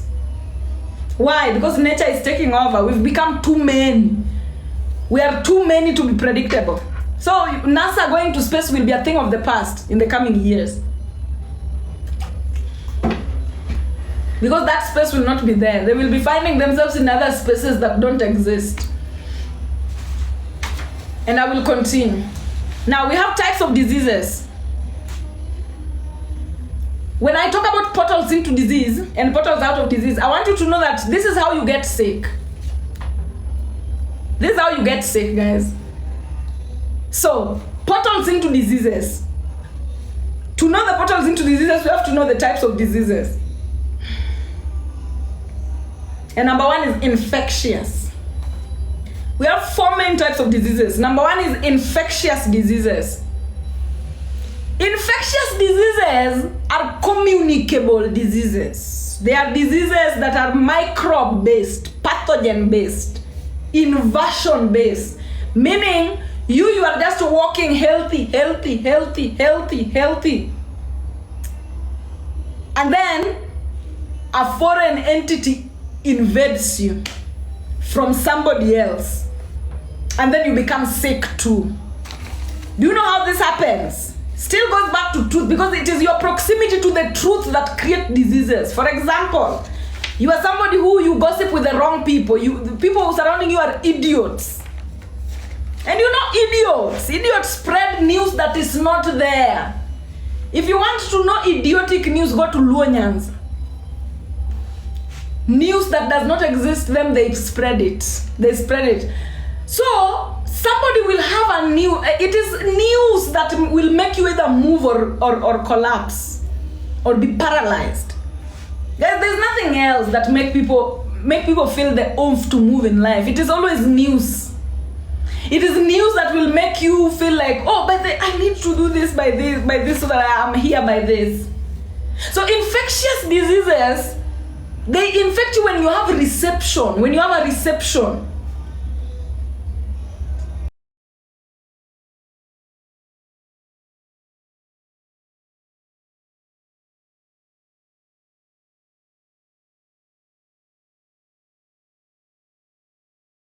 This gossip that we have, like somebody will come and tell you a lie about somebody else. And then you believe it. Oh, Abundant, thank you so much. And then you believe it. When you believe a lie about somebody else, you've set yourself into proximity against truth. When you set yourself into proximity against truth, it means you start building a castle in the air. When you start building a castle in the air, the moment that truth echoes, that castle of yours will be dropped down dead. The process of that castle of yours being dropped down dead is the process of you getting into a state of disease. You will get into a state of disease. Have you ever believed something that is a lie? People who have ever believed things that are lies and then you later find out it's the truth, you know how it affects you. You believe something that is a lie and then you find out the truth later that is very contrary. You will become sick. Some people, they get cardiac arrest. Some people, they get heart attack immediately and die. Some people cannot handle it. Some people, it will cripple. Some people, I saw my cousin. I have a cousin who, she separated from her husband. And then one day she got a phone call that her husband has taken her babies, all her babies, to his home. Do you know, on that phone call, we watched one side of her face, the left side of her face drop. It's stroke. She got a stroke immediately. Just from news. This is why I'm telling you truth. News, what people tell you. News, information, gossip. This is the chai. This is what either make people sick or alive. When somebody is falling sick, don't let them, we've lived in a society where now we are pretending that, I feel so bad that so-and-so is sick. I wish they get well soon. People get sick because of the information they consume. Nobody has ever gotten sick on this planet just out of the blues. People get sick because of the information, the type of information that they get subjected to. Now, as I was talking, one portal into disease is through having reception. Do you know what a reception is? Inside your house, like let's say this is your house, your body is your house. Your body is your house, all right? So, inside of you, you have reception.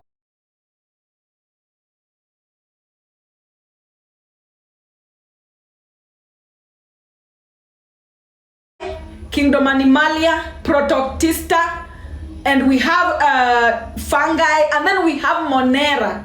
Monera that is made up of eubacteria and acai bacteria. Now Monera, this is where the spiritual microbes are. When you hear it's a microbe, know that it is a spirit.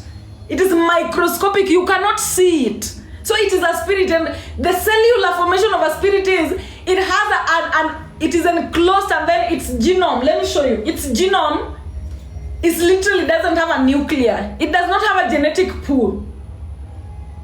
It does not have a center. Monera, Kingdom Monera, they don't have a center. That is where microscopic spiritual attacks come from. When you hear infectious diseases are diseases that are passed through microbes. And these microbes, you cannot see them with the naked eye. And microbes can be passed just through a word of mouth. A word of mouth, somebody will tell you. Now, let me give you a scenario of reception. And I will just use a simple thing. It is simple, outdated, but I will use it as an example. I hope you get it. Me as an individual, I am here as Swiri Kano. I am busy doing my life. And then someone comments, "You are such an ugly bitch. I can't stand looking at you." Now I am here, I am reading that particular comment. That particular comment has two possible results, depending on who I am as an individual. Now, if I am sitting here and inside of me, I have a neatly organized reception for that comment, meaning I think I am ugly. And I am insecure about what I look like. So the moment I look at that comment, it means I have reception for it. I already think I'm ugly. So when that comment comes, what it will do is, it will come and then it will lock and key with a belief that I already have inside. And that lock and key will create a conducive environment for a microbe of that level of vibration to invade me. This is the second result. The second result is somebody comes and comments there, "You're such an ugly bitch, look at your nose." And then me, I am this individual where I look at myself in the mirror and I think I'm the shit. I think like, I love myself. So it means I do not have a reception. There is no reception of that from inside me. So when they comment it, in fact, it's either I will be like, what the hell is wrong with this person? Or it will not find attachment inside of me. So it will bounce off. And guess what? If it bounces off, it goes back to the person who sent it. This is why you hear back to sender, back to sender, back to sender. How you send things back to sender is by lacking reception. But if you're somebody who, inside of you, there is reception that is neat. You know reception into offices. Reception into buildings. Your body is a building. Your body is a building that when microbes are always everywhere, aimlessly running around. Even here when I'm seated, there are microbes everywhere. I'm sure there might be, Candida albicans here. There might be Vibrio cholerae or whatever here running around. But I do not have a receptor for it, meaning I do not have a conducive environment for it to get inside of me. And these conducive environments, they get, for a microbe to attack you, some people, they think that a microbe just attack you, that, oh, you are so unlucky, a microbe has attacked you, that you're so unlucky, tuberculosis bacterium has attacked you. No, you are not unlucky. You have lowered your vibration to the level that tuberculosis bacterium think that you are its home. These microbes, they're just everywhere. They're just looking for their home. They're just looking for their home. They're just hanging around looking. Candida, the ones that are usually everywhere. They're just looking for a home. They're just looking for a home. And your home is, guess what? The level of vibration. Their home is your level of vibration. Their home is your level of vibration. And how does your level of vibration come? Through what you hear. Somebody will tell you something about yourself that will lower your vibration to a point where now tuberculosis sees you and be like, oh, look at our queen. Let's go, let's go, let's go, let's go. And they come. That's how you get attacked. Nothing is physical before it is spiritual. For a physical thing to attack you, this bacterium that you see around, the microbes that you see, they are associated with human beings. Those are human beings in another dimension. They are words in another dimension. They are truth in another dimension. So when you have a reception for it, when you've organized a reception, you see, when you enter certain offices, they have a nicely arranged reception where guests are welcome. When you have a nicely arranged reception for a microbe, by the level of vibration that you are on, they will come. They will come without even asking for direction. They will be like, hey, there's a home somewhere there for us, so let's go. There's a home somewhere there for us, let's go. So that is one portal into disease. How do you get out of that portal? Yes, same as parasites. And before I continue, human beings are these things. When you look at a microbe, don't think that it is just a microbe. They are associated with human beings. Parasites are associated with human beings. When there is a parasite that is eating you, like a lukewarm or a fluke is eating you in your body, know that there is a parasite in your spiritual life. There is a friend around you that is a parasite that you've allowed to attach themselves into your energy. There is a parent who is a parasite. There is some parasite in your life, in your energy. For a physical parasite to come into your energy, there must be a spiritual parasite already in your energy. There must be a spiritual parasite already in your energy. Something like cancer. Somebody is asking me what about cancer? Cancer comes from the inability of cells to listen. Remember, we are talking about cells being the building blocks. These cells, they are usually listening to the hypothalamus. Hypothalamus is telling them, where, arrange yourself, where. It is like a military operation. So they listen so much to the central nervous system that when the central nervous system says stop, they stop. When the central nervous system says move, they move. Now, cancer comes in when there is no communication anymore. The hypothalamus is dead. The hypothalamus has shouted. There is no, like nobody's listening to the hypothalamus. Everybody's like, fuck you. Who are you talking to? We don't listen over here. The system has collapsed. It is political anarchy. When you have cancer, know that there is a political anarchy within you. You've suppressed your response so much that it is no longer working. There's no longer a response. The cells are now rowdy inside of you. They're like, we are growing. You will not stop us. You will not stop us. We are growing. We are growing. We will go. We'll go. A malfunction. Anyway, let me continue. As I was saying, infectious, that's one portal. The portal out of infectious diseases that are best caused by microbe is, if you want to get the portals out back into ease, love yourself to a point you have zero reception.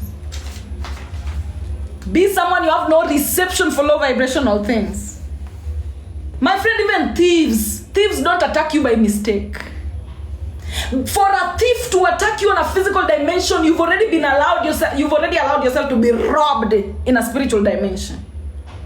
For a thief to appear in your house and steal, know that spiritually you've already allowed your essence to be robbed. Somebody's robbing you, somebody's using you spiritually. There's a friend of yours, and usually they are friends. These microscopic people, they're usually friends, family. People who pretend to care about you. Those are the ones that bite you spiritually. So anytime you see you have no reception, make sure you have no reception for low vibrational things.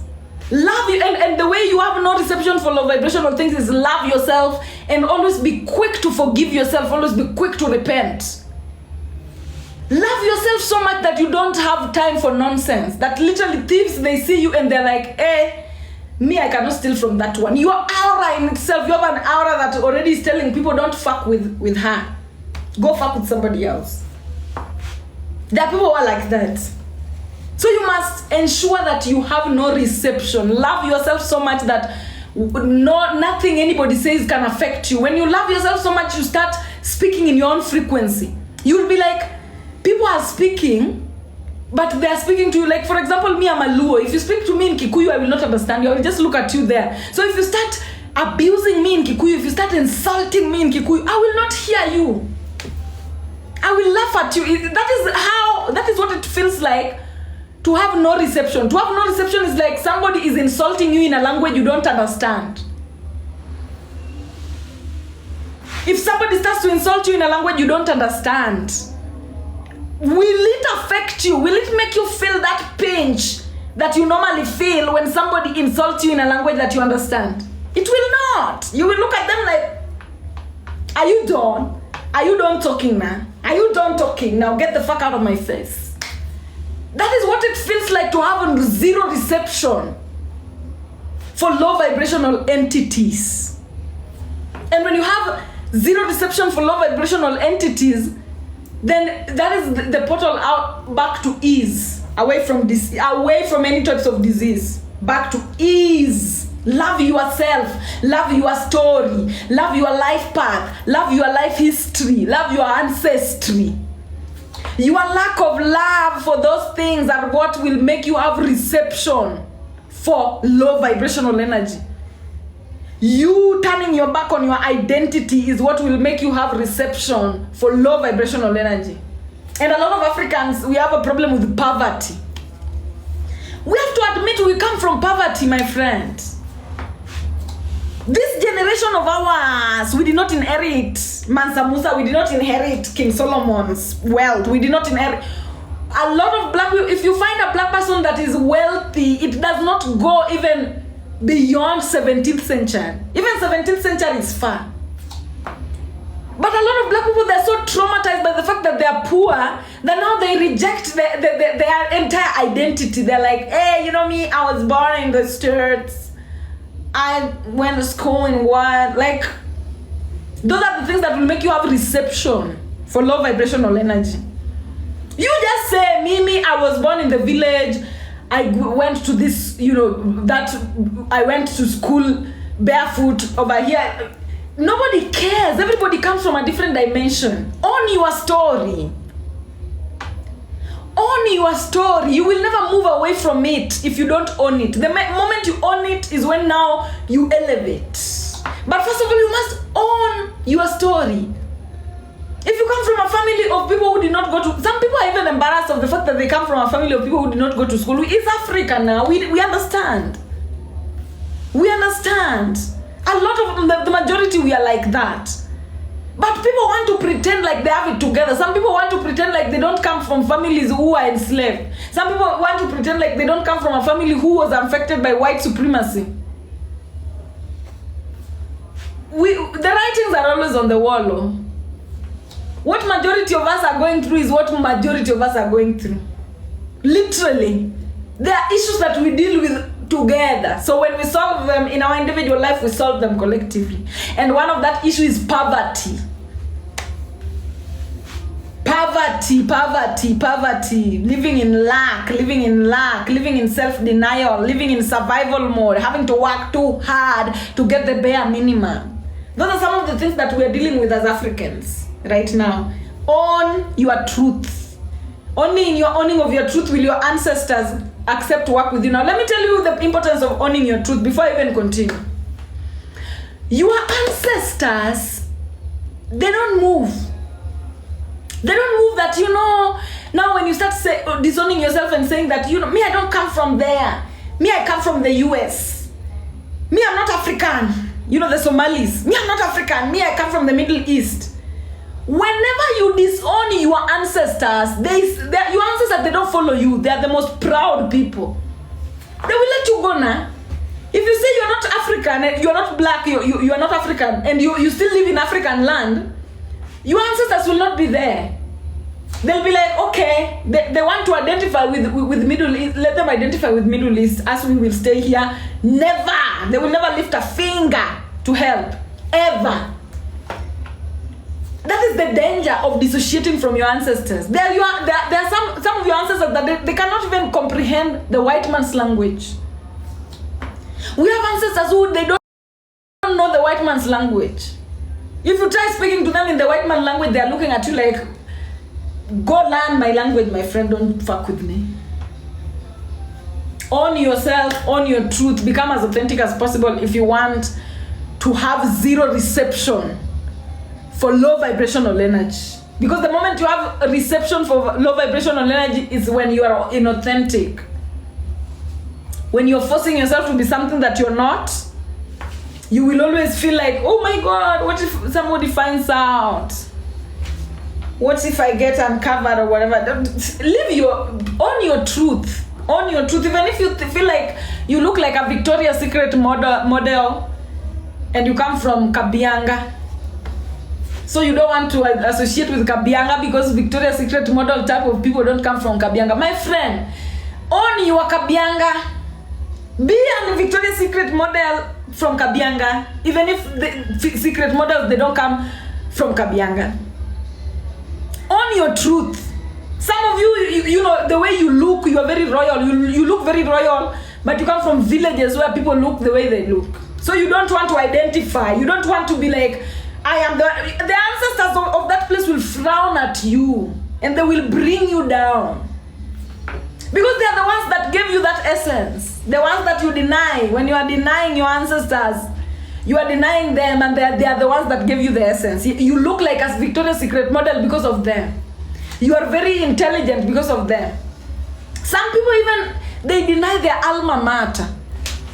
Some people even deny their alma mater. Somebody went to, Technical University of Kenya. Somebody went to, I don't know, like Kipia University. And when now the 3 years down the line, they're like, no, I went to the University of Nairobi. I went to Harvard. Even your alma mater will frown at you when you deny it. And trust me, you will deny your alma mater and it will disappear. Because when you deny it, you are throwing it into the garbage of forgetfulness. So it will just disappear from your psyche. It will just fall off anything you gained from there will just go into your blind spot, disappear from your psyche and dissociate from you. And then you go back to being a mediocre and couth human being. So own yourself, own your truth, own your truth. The second portal is deficiency. The second portal is deficiency. What if your parents never taught you your language? Make it a point to learn by yourself, my friend. People are learning Spanish, people are learning French. Forgive your parents for being ignorant. and then take it upon yourself to learn your language. Take it upon yourself, even if you are learning 2-3 words. Make your language a supermarket where whenever you need a certain word, you make it a point to go shop it and come back. Let me continue now. We have deficiency, types of diseases. I've talked about infectious diseases. I've told you how they come about. Now I'm going to tell you about deficiencies. This is another type of disease. This is another portal into disease. Now deficiencies is lack of protein. Deficiency is lack. There are things that we need to survive on this particular planet. Guys, news, gossip. Somebody was telling me, please don't say news. Gossip and protein and news are the same thing. Truth, protein and truth are the same thing. So some people, they lack truth. Like literally there are people who, the way they are living, their parents don't tell them the truth. Everyone around them lies to them. Nobody gives them a true information. Living under such circumstances will make you develop deficiency diseases. Human immunodeficiency disease, that is the most famous one, the HIV. HIV, always, when you get HIV, number one, you must always know that you're somebody who is very easy to lie to. Number one, if you've ever gotten HIV, just know that you're very easy to lie to, like telling you the truth. You're somebody who you eat lies. You eat lies like your life depends on it. You're the type of person who a man will come and tell you, you know, I have 20 acres of land in my ancestral home. I'm buying a car next year. You know, and then you give them your vagina. You know, people who come tell you lies, you give them your vagina. Such kind of people are the ones who get deficiency diseases. People who, they love lies. And you know there are people who they don't like the truth though. You'd rather lie to them than tell them the truth. There are people who, now that is their base. That is where they live. That is a portal into disease. Being lied to too much will make you develop deficiency diseases.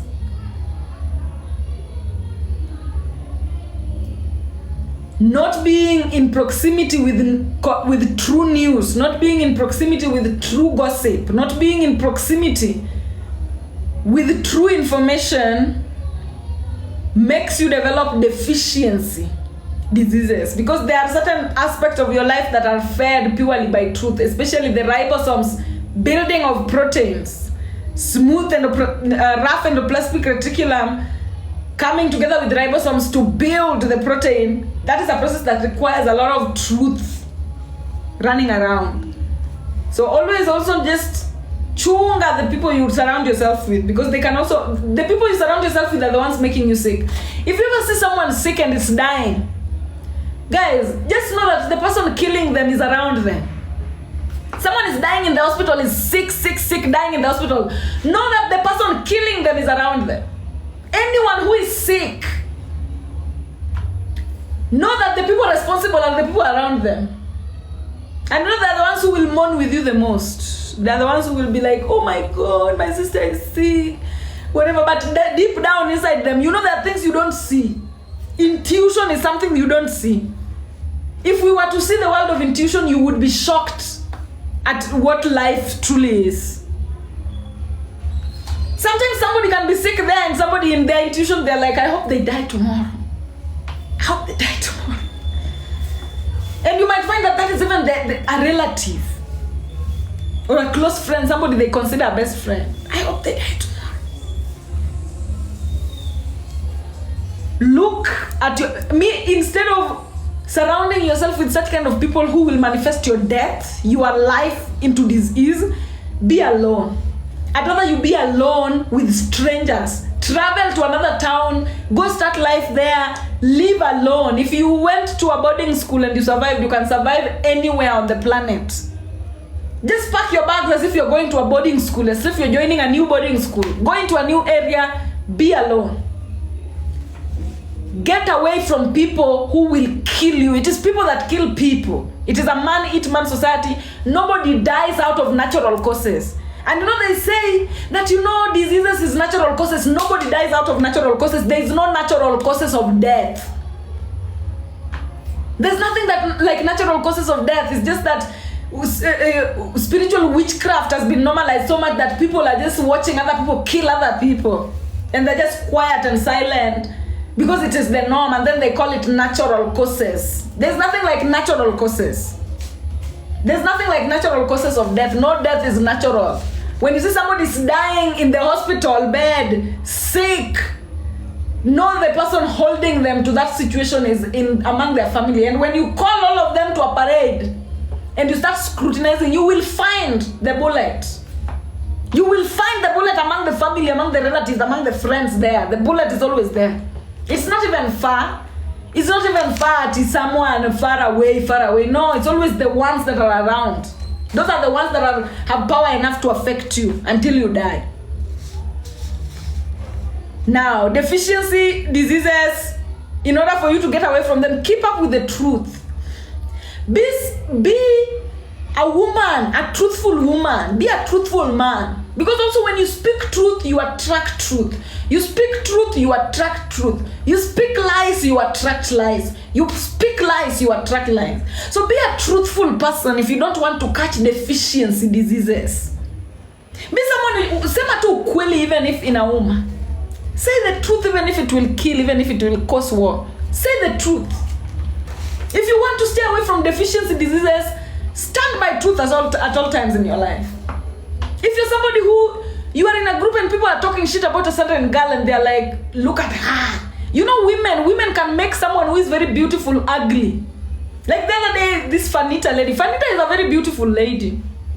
But just because she said a certain comments, now certain ladies were coming, and the way she's, look at her, look at the person who is speaking. There are always those women who will always put witch hunt. Who will always witch hunt? Don't be a man.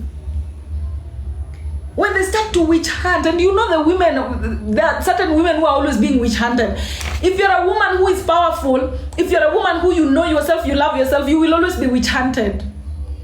You will always go through witch hunt. There are women who will always, low vibrational women who will always sit down and start scattering you apart. If you ever find yourself that you're part of such a group that is scattering somebody else apart, if you cannot fight them, like if they're stronger than you, they can whoop your ass. Leave. Don't even listen, because even hearing is poison. Leave. Prison break. If there are people who you are intimidated to, just leave them like that. Pretend. Come up. When you lie to save yourself and your body knows that you're lying, your body will support you in that lie. Lies is not bad. Chameleon camouflage. You can just lie to them that, I got a transfer. I'm now joining a new university or something. Just come up with certain lie that will adjust your proximity from such kind of people. Because guess what? Even just for listening to trash, your inside world will become trash. Your inside world will become trash. Get away from such kind of people. Number 3. A portal into disease is hereditary, generational. Hereditary diseases come about as abnormal DNA function. When your DNA becomes abnormal, remember your DNA is the one giving instructions on how your body should grow. The direction in which your body is growing, your DNA is the one, the nucleus is the one that is holding that information, that is telling everybody that, this is the direction we're growing, this is the direction that we're growing. Everyone, this is the direction that we're growing. That is the work of DNA. DNA is telling everyone, this is the direction that we're going, and then you come from a DNA that is confused. Probably you have a DNA that was produced at a timeline of slavery, but now you are at a point where there is no slavery anymore. The DNA is confused. The DNA is like, but we used to grow this way now. There was slavery. This is the way we were growing. This is the way we were growing. Why are you moving me to grow this way? So such moments reach. These are the transitional points that are called breaking the generational cycle. When such moments call, when you have hereditary diseases, traits of diseases, you have to break the generational cycle.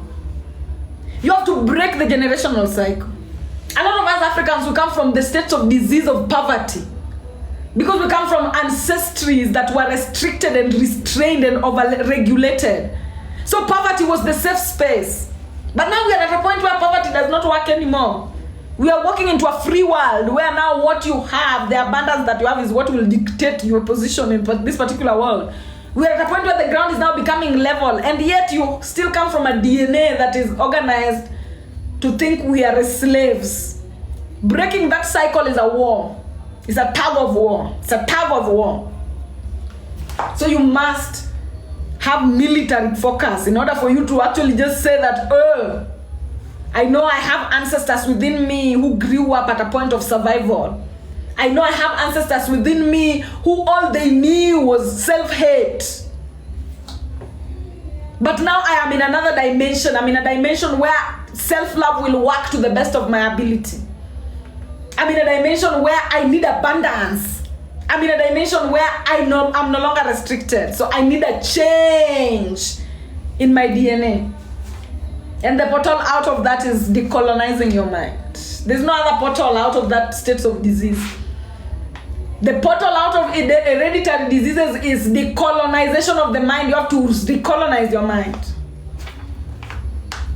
You have to communicate with your body and know the things that your ancestors did that are now contrary to the timeline that you're currently in, so that you make peace with them and tell them that, oh, my ancestors, I knew this particular timeline you had to do this, but now this is not necessary for me to do because the times have changed and this is the best thing for me to do now. And then you do different. You start to live different in order for you to walk away from that state of disease.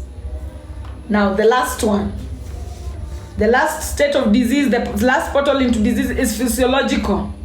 Physiological. Now, the physiological state of disease is caused by deficiency. When you have deficiency, over time, there will be change in your cellular structure, disrupting the normal functions. When you reach at a point where there is a change in your cellular structure, like literally, you lack truth so much that your ribosomes are like, hey, there's no more proteins to make now. There's no, we cannot make proteins. There's no truth coming into this particular, we cannot. So the structure changes. When the structure of the cell changes, it means the cell in itself, it changes itself.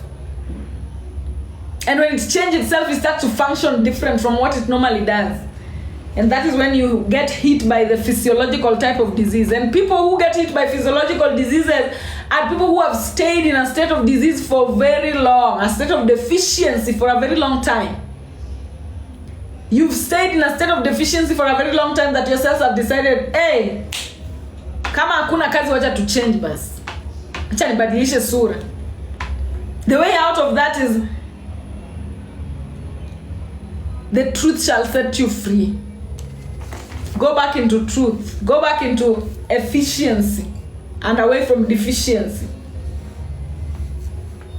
Number 3 is hereditary. Number 3 is hereditary. Yes, guys. Yes, guys. Up to that point, let me rest a little bit again before I give you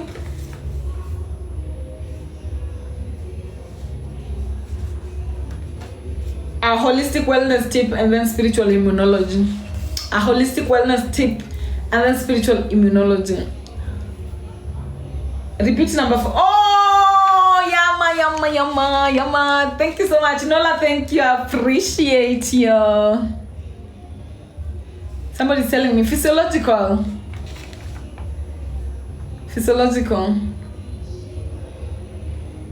I need you in my radio show. Come on. Congrats, finger. Thank you guys so much. If you have gifts in the comment section, please shower me right now. Already on my page, on page 8. Already on my page. Or 8 paper. Oh, that's how much. I'm glad. I hope you're enjoying it. I hope you're enjoying it too. Thank you guys so much. Let's get to 300k over here.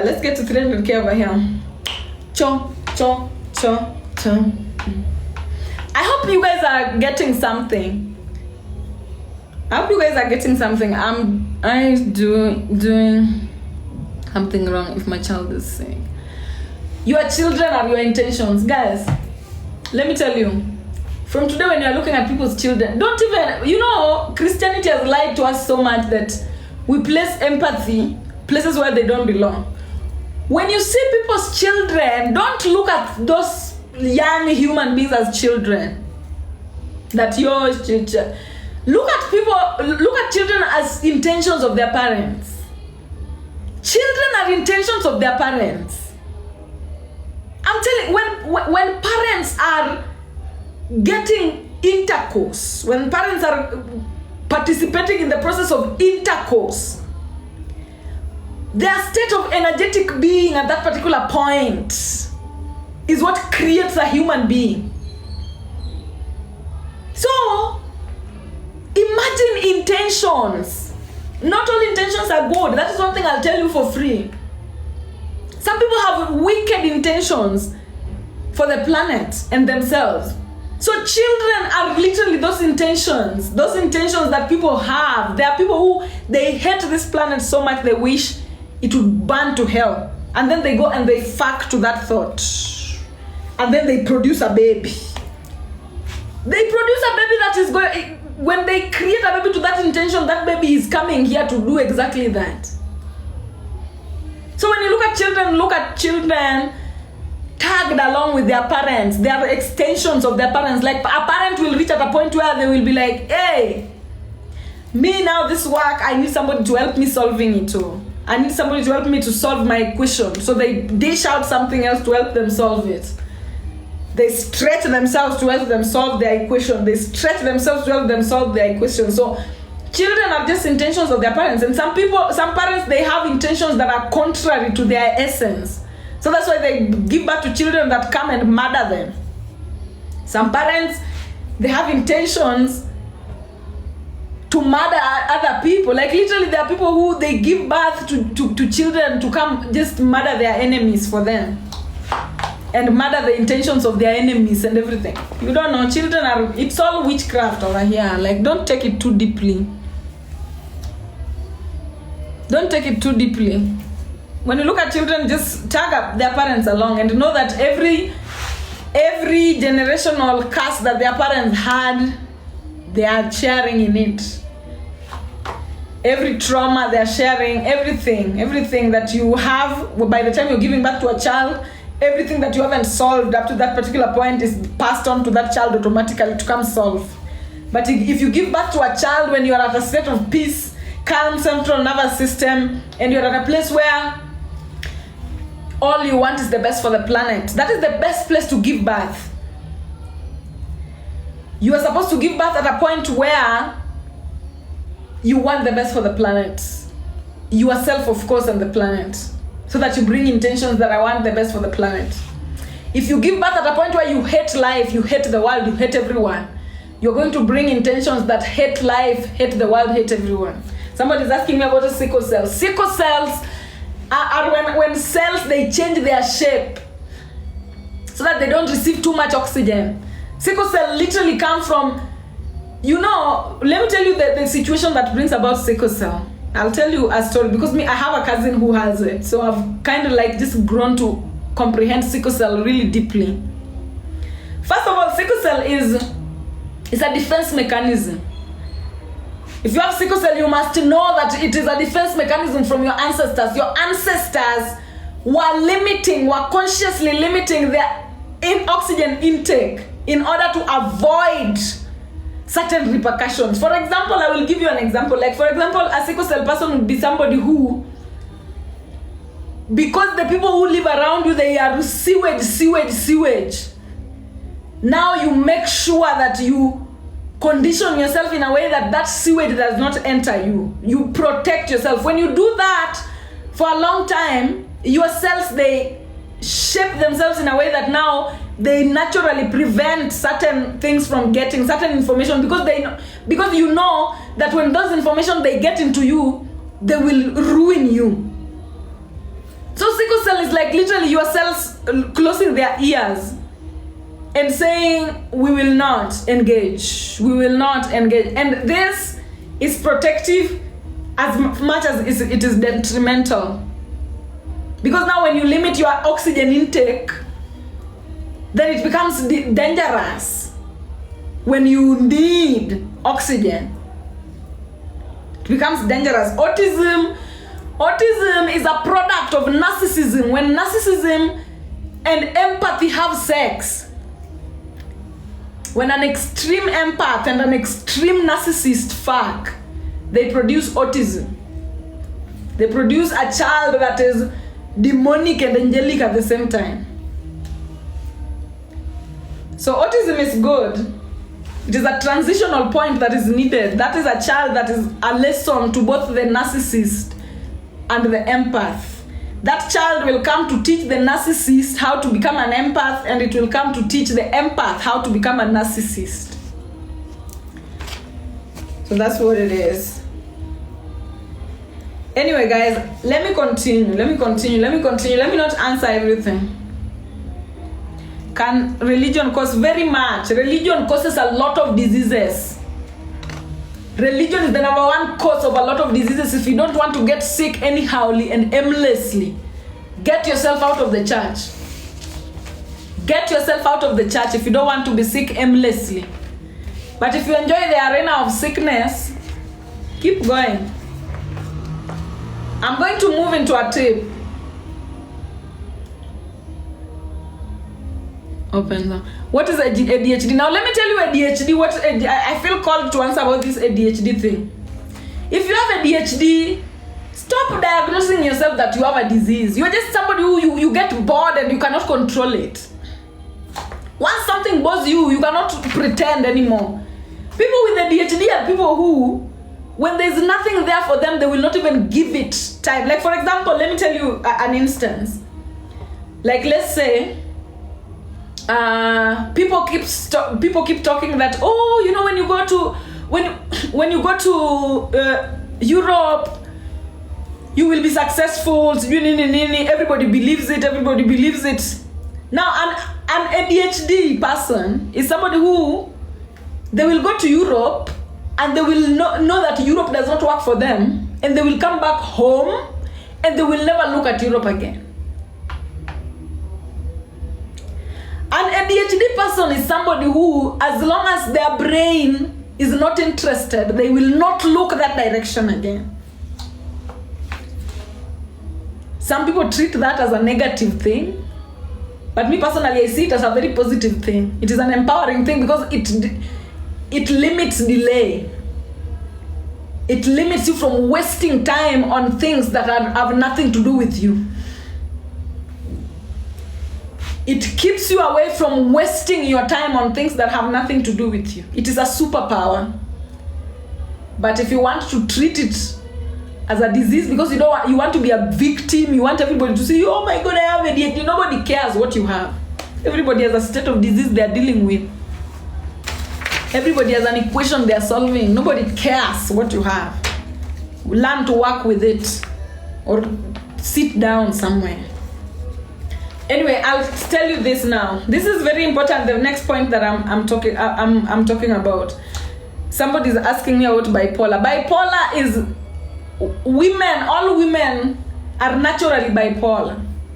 Bipolar is the ability to not stay in one emotional state forever. You know, these things people call mental health issues. I sometimes look at them and I'm like, how do you expect someone to stay in the same mental state for the rest of their life? Unless you're a man. Men can easily do that. And not most men, not all men. Men who are in touch with their feminine energy cannot stay in one emotional state forever. Now, women are naturally bipolar because a woman, when the moon is full, they are a different person. When the moon is half, they are a different person. When the moon is empty, they are a different person. So naturally, women fluctuate. And that is the state that is called bipolar. Nonsense. Me, don't even tell me. And some people, they take so much pride. I used to have friends who take so much pride in being bipolar. They're like, oh my God, you know, I'm bipolar. You know, as bipolar people, look for a serious disease. People want pity so much that they're just picking anything. and presenting it as, this is my disease. Because they know that diseases, people are treated special. When you have a disease, people are contributing money. People are contributing. You know, one thing I'll never do, me, I don't know how you, I don't care how you look at me, but one thing I'll never do, I'll never contribute money towards somebody's sickness. I'll never contribute money towards somebody who is sick, or because it is not money that is required to heal any sickness. When people are telling you, oh, you know, give me money to go to India. Give me money. They just want to go to India. They just want to travel to India before they die. There's nothing like, I'm going to look for cure in India. Me, I'll tell you, I swear. Anyway, let's continue. First of all, there's this hack that I want to give you. A holistic wellness hack. This is a direct portal now. This portal will take you directly out of any disease. Ni adventure, mnalipia watu waende wajivinjari huko. You know, mtu ana wada mimi niko na kazi ya kufanya. Anyway, this is a portal that will help you out of any type of disease if you're serious about getting well. Some people, you know, there are people who are sick and they don't want to get well because at least that sickness will help them to dodge responsibility. That sickness will help them have the love that they never received from the people they wanted attention from. A lot of these sick people are very malicious, wicked people on the intuitive side. There are people who they are just, and we used to see them even in high school. We went to school with them. We were their siblings. There are people who they literally fall sick because they don't want to pay the rent anymore. They're tired. You know, if some of us, if we had that option, you would take it. And there are people who have that option and they take it. They literally take it. They're like, when you're sick, you know, your shit is taken care of, blah, blah, blah, blah, blah. So they just want to be that in that state of sickness. Limbo, as long as everybody else is carrying them. Now them, we are in a journey, we are moving from Egypt into Canaan. Them, you are carrying them to Canaan. Everybody's walking to Canaan through the wilderness. Them, there are some people who they want to be carried. Where? Mimi spending. Anyway, let's continue. This is the portal out of any type of disease. Let your will be done on earth as it is in heaven. That is a portal out of any disease. As long as anywhere you go, you let your will be done as it is within you, outside of you. You let your will be done outside of you as it already is within you. What do I mean by this? You will go to, like, let's say you are somewhere, and let me give an example that is coming to my mind right now. Kenyans, we board matatus. Other people, you call matatus public transport. So let's say you're boarding public transport, and then you get a seat at the front. You know, us here in Kenya, we love sitting at the front. And then somebody else comes and tells you, like when you bought that matatu, that Nissan, and then you sit at that window, that best place, but they usually this small seat, this tiny seat between the driver and that seat at the window. Now you get into the car first and you sit at that seat, and then somebody else, they come, they open the door, they want you to move to that uncomfortable seat for them to sit there where you were first. My friends, is that your will? You know, because some people, they move. Your body does not want you to move. That is why it chose that particular point. So always stand up for what your body wants. Let your will be done outside of you as it is already inside of you. If you're somebody who you don't want something, like you don't want somebody to do something, if you don't want somebody to do something to you, you don't want your mother to take your money, make sure she doesn't. If you're somebody who you don't want, like literally let your will be done outside of you as it is inside of you. If inside of you, you organize yourself in a way that you've said, okay, when my salary comes this month, I'm going to buy myself this, I'm going to buy myself this. And then your salary comes and you receive a call from I don't know who telling you that, you know, that money, please help me with whatever. So not your will. That is not your will. Always stick to your will. Always stick to your will. People have issues sticking to their will, and that is why they develop diseases. And I always give example with artists. How you see it inside of you is how it's supposed to be outside. If you see yourself that you're supposed to be having a car by the end of the year, let your will be done. If you're somebody who you see that you want to become an engineer by the time you are 27, hold yourself to that. Let your will be done. Give your body the things you promised it. That is one easy portal away from any disease. Because guess what? When you're promising your body something, it's like you're promising a child. You're promising your child something. When you promise your body that, by the way, I would like to work in such a place by the time I'm this. You know, maybe you're a waitress. You're like, I want to work at a 5-star hotel by the time I'm this. Your body is going to be looking at you like, are we going to do it? Are we going to do it?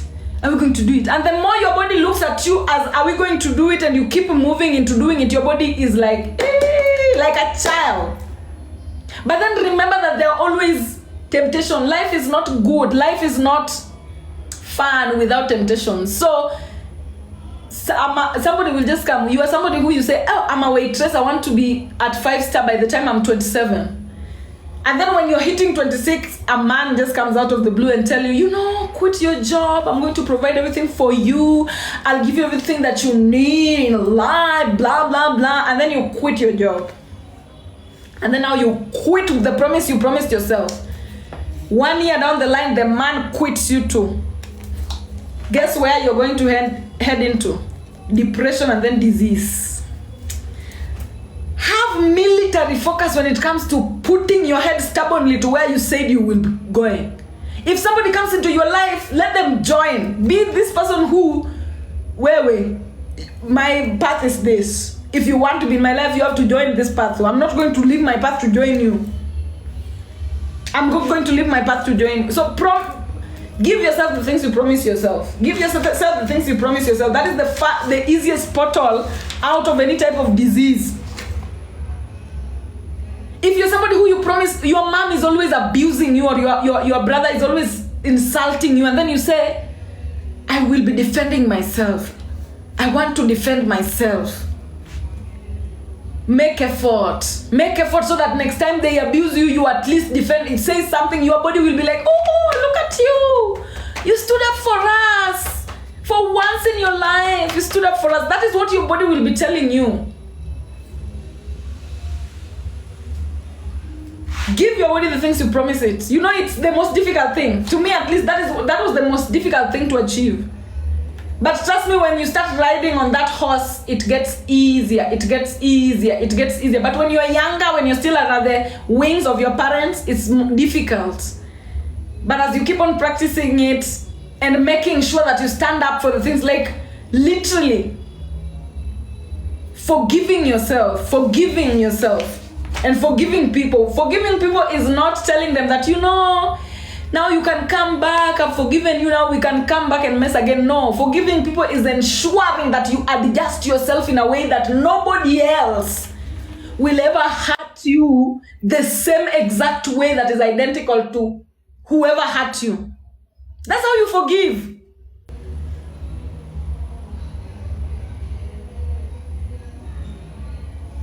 That's how you forgive.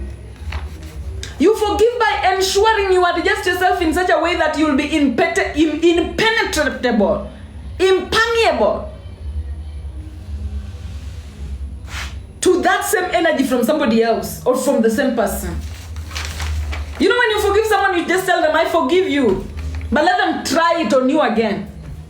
Let them try it on you again. Tell them, yes, I forgive you. Forgiving you meant I will never take that shit again. Not from you, not from anybody else. That's how you forgive. So let's continue. I wanted to tell you, let your will be done on earth as it is already in heaven. Now, emotions, listen to this portal again. Emotion form dreams. I want you to listen. Guys, when you have gifts, please keep sharing those gifts. Shower me until I get surprised.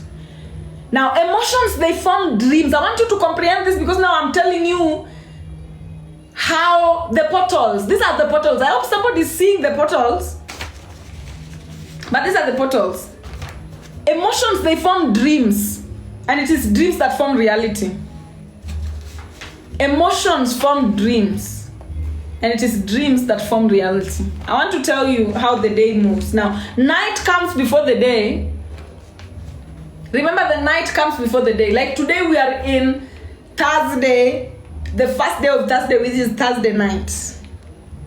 Today we are on Thursday night, and then tomorrow we are on Thursday morning. Thursday night, Thursday day. So the night comes before the day. What does this mean, that the night comes before the day? It means emotion and intuition, they come before memory. So how you handle your emotions during the last 12 hours day. Tomorrow is the last 12 hours of Thursday. How you handle your emotion during the last 12 hours day dictate how your dream world will adjust yourselves in the first 12 hours night. Now, today, right now in this moment, we are on Thursday night. This Thursday night, the dreams that we are going to have today when we go to sleep today, the dreams that we are going to have today are going to be translations of how we handled our emotions on Wednesday. On Wednesday, which was yesterday that just ended. So how we handled our emotions on Wednesday is what creates the dreams, the dream world for Thursday. And then it is this dream world. It is the dream world. The dream world now adjusts cells. You see how the emotions that you have during the day, how you handle them, how you deal with them. If you had promised that if my mother, insult me, I'm going to stand up for myself, and then you don't stand up for yourself when your mother insults you, and then you go to sleep, those emotions are what is going to dictate that dream. Your cells are going to adjust themselves according to how you behaved, how you did not stand up for yourself. Now you're going to be meeting a lion in your dream, or you're going to be scratched by a cat in your dream because your confidence, you did not stand up for it. Now, when your cells adjust themselves at night, now those adjustments, those adjusted cells of the night are the ones that dictate and drive the next day. So today, when we go to sleep, we're going to sleep on a Thursday mentality. When we wake up tomorrow, the adjustments of cells that is going to occur today is what is going to drive the day tomorrow. So the day is already being driven by the night. It is the night that dictates. It is what goes on in the night when you sleep that dictates what happens in the next day. If on Wednesday during the day, you had promised that you're going to stand up for yourself when your mother insults you, and then your mother insults you and you stand up for yourself, that is how you've responded emotionally to that.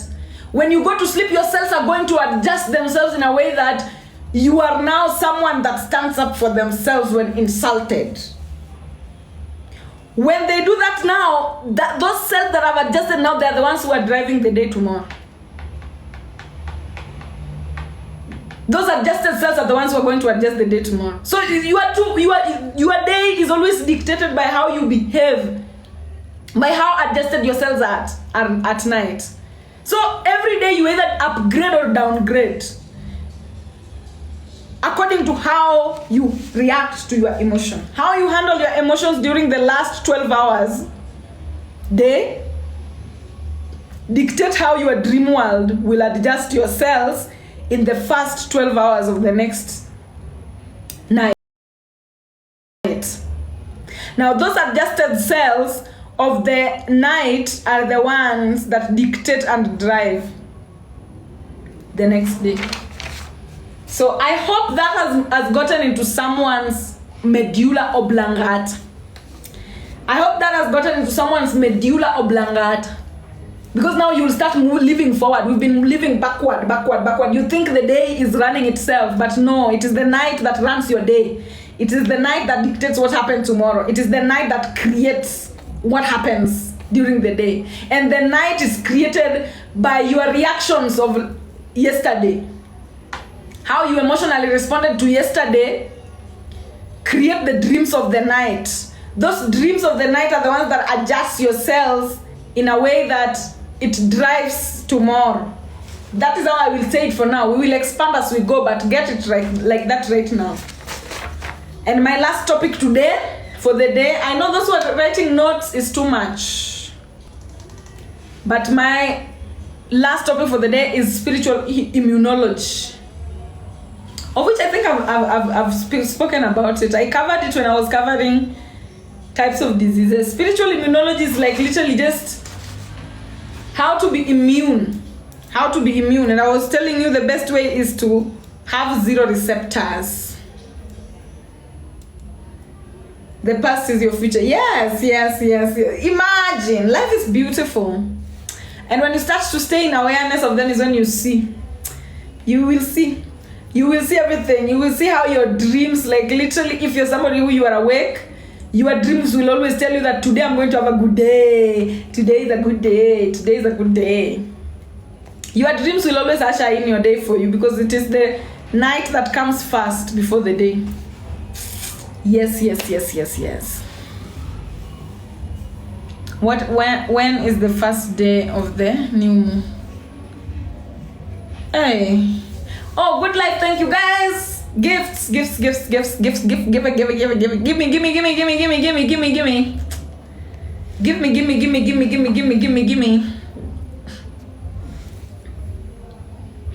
me. What about nightmares? Nightmares, you have them. If you're somebody who you did not vouch, remember. Guys, remember that every day the test is, are you going to stand up for yourself? Every day, that is what the day is about. We have the day and we have the night. All of them are divided into 12 hours a day, 12 hours a night. Thank you guys so much. Keep sending. So the 12 hours are the ones that dictate. Wait a minute. The 12 hours in the day are there to test how you are going to stand up for yourself. Those 12 hours in the day, they are like literally, are you going to stand up for yourself? Are you going to stand up for yourself? Are you going to stand up for yourself? That is what that day from the first hour to the 12th hour is asking you. If from the first hour to the 12th hour, you don't stand up for yourself, prepare for a nightmare of a century. You are going to have crocodiles running after you because you did not have an ability to chew an emotion. You're going to have snakes appearing in your dream because your kundalini is deaf and dumb. You're going to have lions scratching you, and sometimes you will even wake up with the scratches on your body because your confidence was in the gutter. You're going to have dogs barking at you in your dream because your loyalty to yourself was not there. That's how you have nightmares. Somebody was asking me, how do you have nightmares? That's how you have nightmares. When you fail to stand up for yourself in the day, then your ancestors will deal with you at night. When you fail to stand up for yourself in the day, your ancestors are coming at you at night. When you stand up for yourself in the day, your ancestors are rewarding you at night. You're going to have very beautiful dreams. In fact, your ancestors are going to be like, now because you stood up for yourself, now let me tell you a secret now. In order for you to do that, you're going to, like, literally, that's what happens. We really need a class of for dreams and meanings. Yes, we will have. Just know from the basic rule of it is that you have 24 hours a day. 12 hours inside, 12 hours outside. 12 hours inside, 12 hours outside. But you don't start by spending 12 hours outside. It's when you go inside. That's why we are changing the rhythm of the calendar. It is 12 hours inside, 12 hours outside. 12 hours inside, 12 hours outside. As within, so without. As within, so without. It is not 12 hours outside, 12 hours inside. 12 hours outside, 12. I hope you're seeing the difference.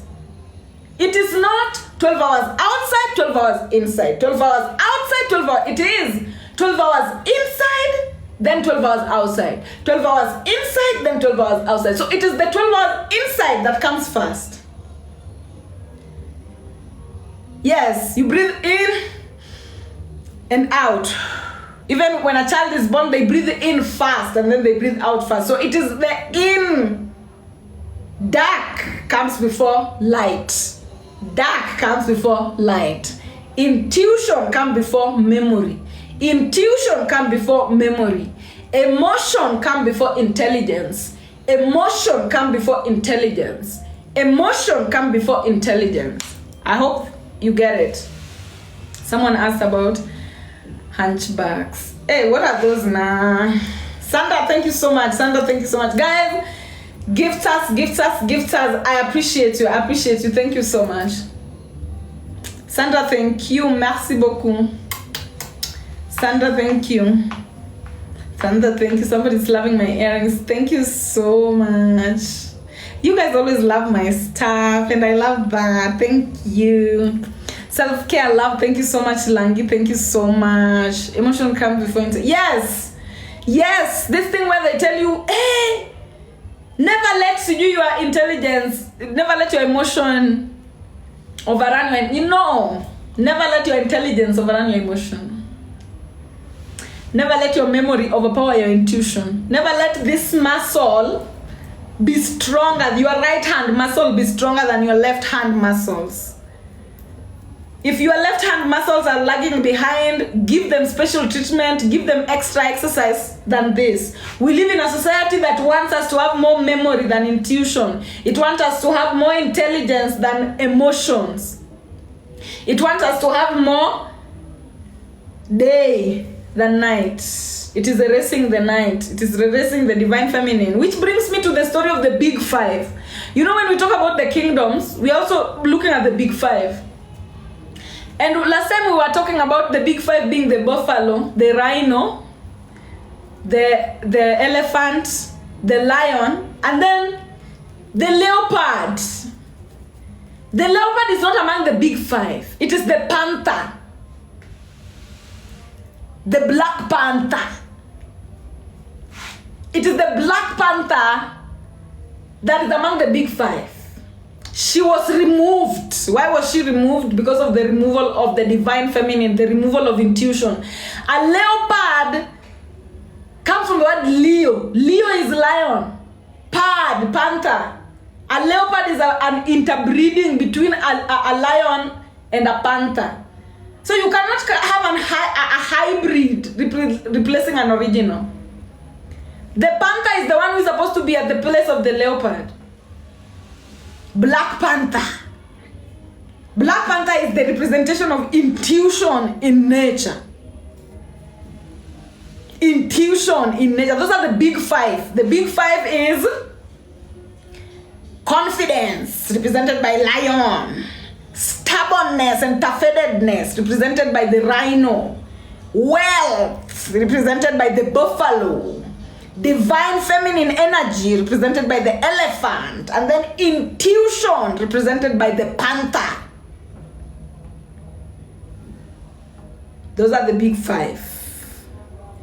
Those are the five most important kingdoms on the planet. The five most important kingdoms on the planet. We have the lion, which is representative of confidence and courage.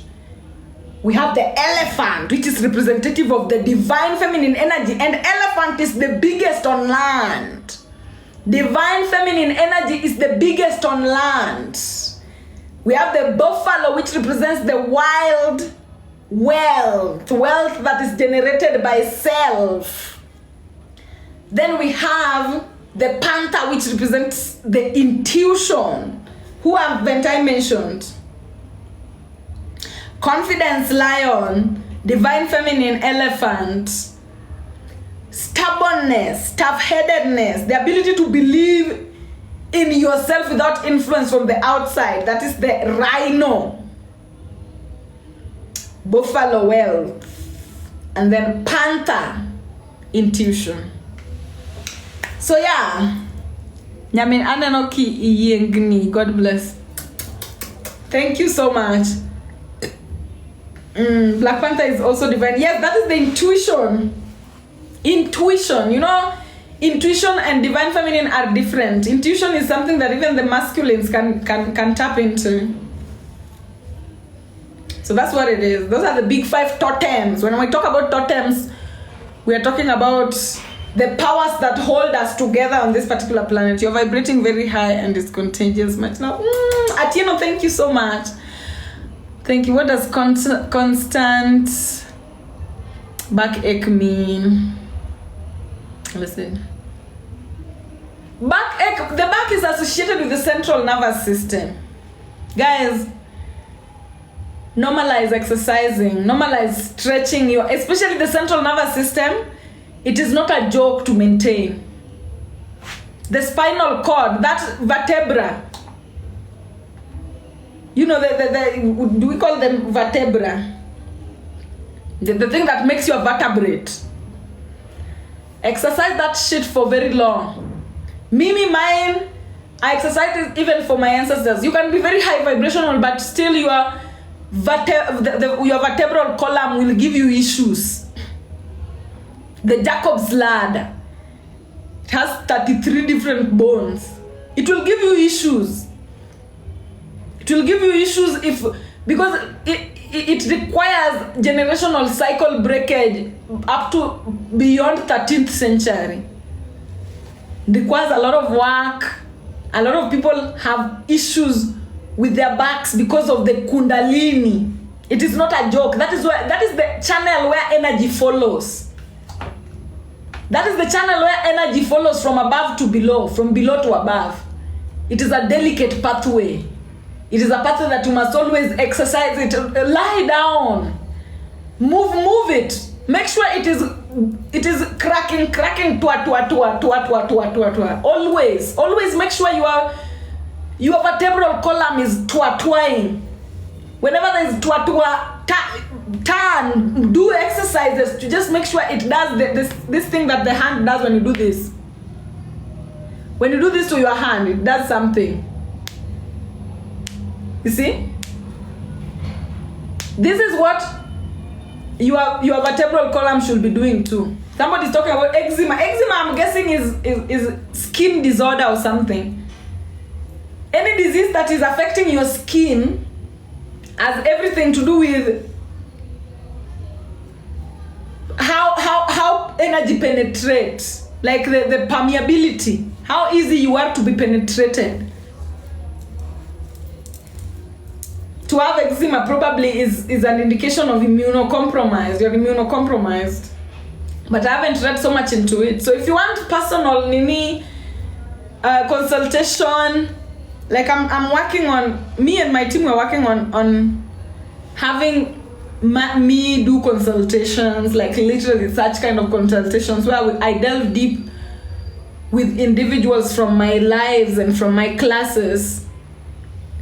So I will give you probably in due course of time, I will give you guys a way forward in which we can delve deep with individuals that are interested in consultations and picking my brain.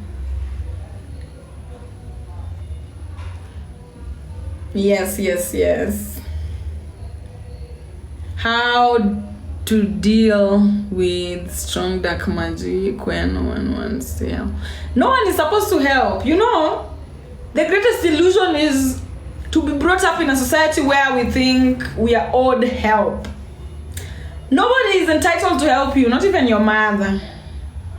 People only help you when they feel like it. And most of the time, you only receive help when your neck is strong.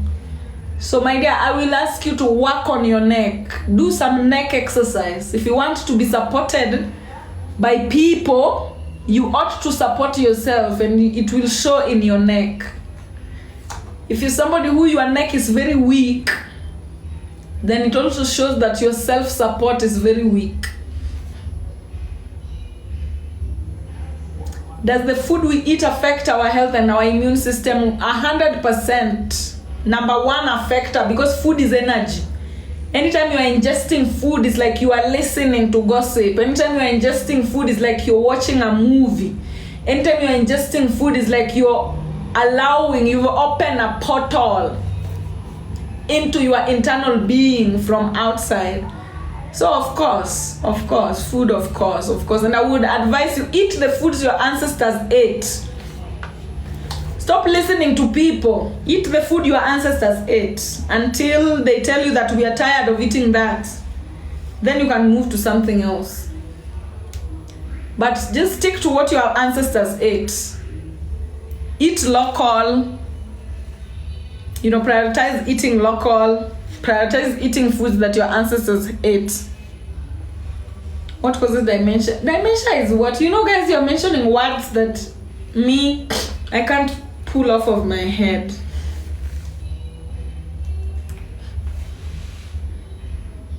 How do you get out of financial struggle? Make yourself useful. Jaote emayeng. In Luo, we have something called jaote emayeng. If you translate it in English, it says something along the lines of the person who gets sent is the one that gets full. So you must be useful. If you want finances, you have to be useful. There's no two way about it. I will not tell you that, go and pray, and then finances will come. No. What can you do? Ask yourself, what can you offer? Because, finances, money is an exchange. It's a tool of exchange. For me to give you my money, you must be giving me something. You must be giving me something. Now, what is it you want to give? That's where, if you want a financial abundance, start answering your question from there. Dream about someone praying over one's stomach when pregnant without clear intent. Guys, get people away from you when you're pregnant. When you're pregnant, it's like you're carrying a manifestation. Pregnancy is a manifestation. You know how people react towards manifestation. Jealousy, envy. When you carry a manifestation, not everyone wants it to land safely. So be careful, especially pregnant women. Get people away from your ear. Get people away from your ear totally if you're a pregnant woman. A pregnant woman, you should be very careful in maintaining your level of vibration so that you don't miscarry.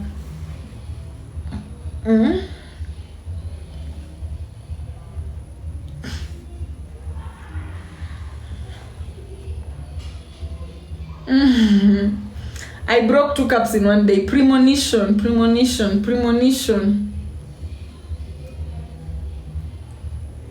How about fighting creatures in my dream?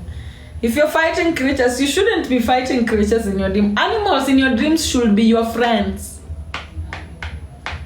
So if you have issues with the animals in your dream, then you have issues with what they represent in physical reality. Yes. Swiri blockages. Here man, my child, since starting school, she gets cough a lot. And what is that telling you? Like, what does it mean when you have a hateful mother and being strangers with siblings? It means that you are the intention from your ancestors direct. You are a lesson to your family. You are the black sheep. You know what they mean by the black sheep? Black sheep, they don't come from parents. They are not manifestations of their parents. They are manifestations from beyond their parents. Like, literally, they are ancestors who are back there looking, and they were like, hey, we have to save this line. If we don't send this one, this line is going to go to shit. This line will go to shit. And all the genetic information that we've stored for all these years will be lost and be extinct for nothing. So they send a black sheep to come revive everything. If you are hated by everyone, just know that is your role. Your ancestors love you more though. At least. So it's an advantage. Why do I keep seeing snakes in my dream? Because you are not one. You know, people who are snakes, you don't see snakes a lot. So if you're somebody who you see snakes a lot, just know that the universe is trying to tell you, you know, the kundalini. Can we kundalini? Can we kundalini, baby? Can we awaken some shit up? Can we align some chakras? Can we align some chakras? Can we align some chakras? Yeah, you don't see who you are. Have you ever seen your own face? Like literally you're just standing like this, there's no mirror anywhere, and you're seeing your own face. It's impossible. So it is usually not easy to see animals that are you. If you don't dream about a certain animal, you rarely see it. Just know you are it. Some people, they come telling me, oh, you know, I never see snakes. I rarely see snakes, whatever. How can you see your own face now? How can you see your own face? It is not possible unless you have a mirror. What do frogs mean in the spirit? Voice. Strong. A frog is literally a mouth in nature. How to deal with intrusive thoughts. Like literally intrusive thoughts, most of the time they come when you're bored. They come when you're scared. Most of the time is when you're bored and when you're afraid. When you're bored or when you're afraid. When you're bored and you're looking to start some drama, or you are afraid. So when the intrusive thoughts come, just hold yourself out. Like literally be in awareness that this is an intrusive thought. First of all, recognize it.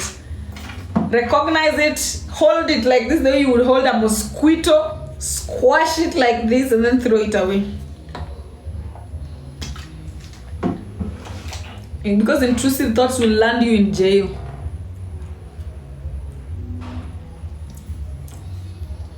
When you're anxious. Anxiety. Anxiety is the fear of the future. Depression is living in the past. So you have to be in the now. You have to live in the now. What has not happened has not happened. You don't have business with what has not happened. What happened, happened. You have no business with what happened. What is happening? Whenever you have anxiety, just look, what is happening? That is what you need to focus on. What is happening? What is currently happening? That is what you need to focus on. And you be present in it and you flow with it. Good day, love. Good day, my dear. My dear, good day. Dreaming of helping a lion. Oh, that is so amazing. To help a lion is literally to help confidence. It's like you're helping boost the world's confidence in some way, or your friend's confidence or something. It's just you helping boost a particular confidence. I don't know whose it is, but yeah. What about self-conflict? Pray. Guys, when you have thoughts like, let's say the person was saying intrusive thoughts, when you doubt, when you feel like you're shaking, pray. Always pray. Normalize prayer. And prayer does not have to be the Christian way. It can be, but it doesn't have to be the Christian way. Just talk to yourself. Normalize talking to yourself more than you talk to anybody else. Try asking favors from yourself. Try asking yourself to protect itself. Try asking yourself to provide for itself. Pray, guys. Pray, man. Especially even sometimes when certain parts of your body starts feeling pain or being uncomfortable, always resort to praying. Just get it away from you. Get it away from you immediately. What about recurring dreams? Keep records of them. Because even in dreams, there are places you go oftenly. There are places you know in your dream, like literally, You keep going there. You keep going there. Keep a record. They will make sense with time.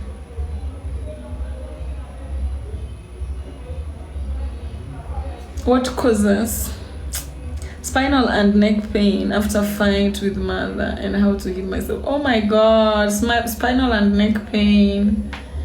Oh, that seems like a spiritual attack, man. Why did you fight with mom? Because it seems like it's a fight that shouldn't have happened. You fucked up your support. Neck is support system. And your alignment of chakras, man. Me, I don't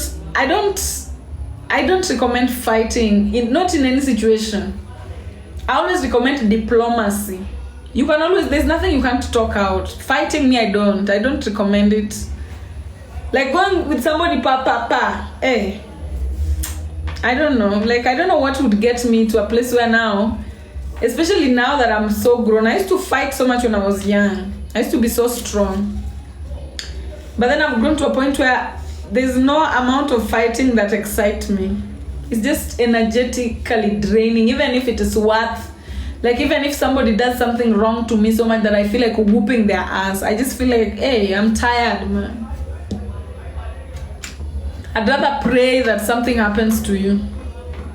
If I have to fight you, I'd rather pray and fast that you get dealt with in a spiritual way. I feel disconnected. What can I do? Disconnected from what, baby? Disconnected from what? Recurring dreams of floods. Floods is emotions, baby. Floods is emotions. So when you have recurring dreams of floods, it means you're constantly drowning in your emotions. What emotions do you have that are being difficult for you to digest or wrap your head around? How can I heal my neck and spine? Just start supporting, physically support yourself, and also just exercise that neck. Let the energy that are blocking that neck to release. Just, even if you can't move your neck much, just try doing something until it will be flexible. Exercise it. Also exercise your spine. And also it's just ensure what you say, what you think, how you behave, how you feel, and everything you stand for and support. Ensure all of it is aligned. Don't be somebody who how you feel is not what you speak. What you speak is not what is on your thoughts. Don't contradict yourself. Just be one. Yeah, Melo, thank you so much. Guys, I'm almost leaving. Thank you all for being here. I'm almost leaving. Get me to 370. And people with the gifts in the comment section. Gift. Melo, thank you so much. My sister's presence drains me. Adjust your proximity.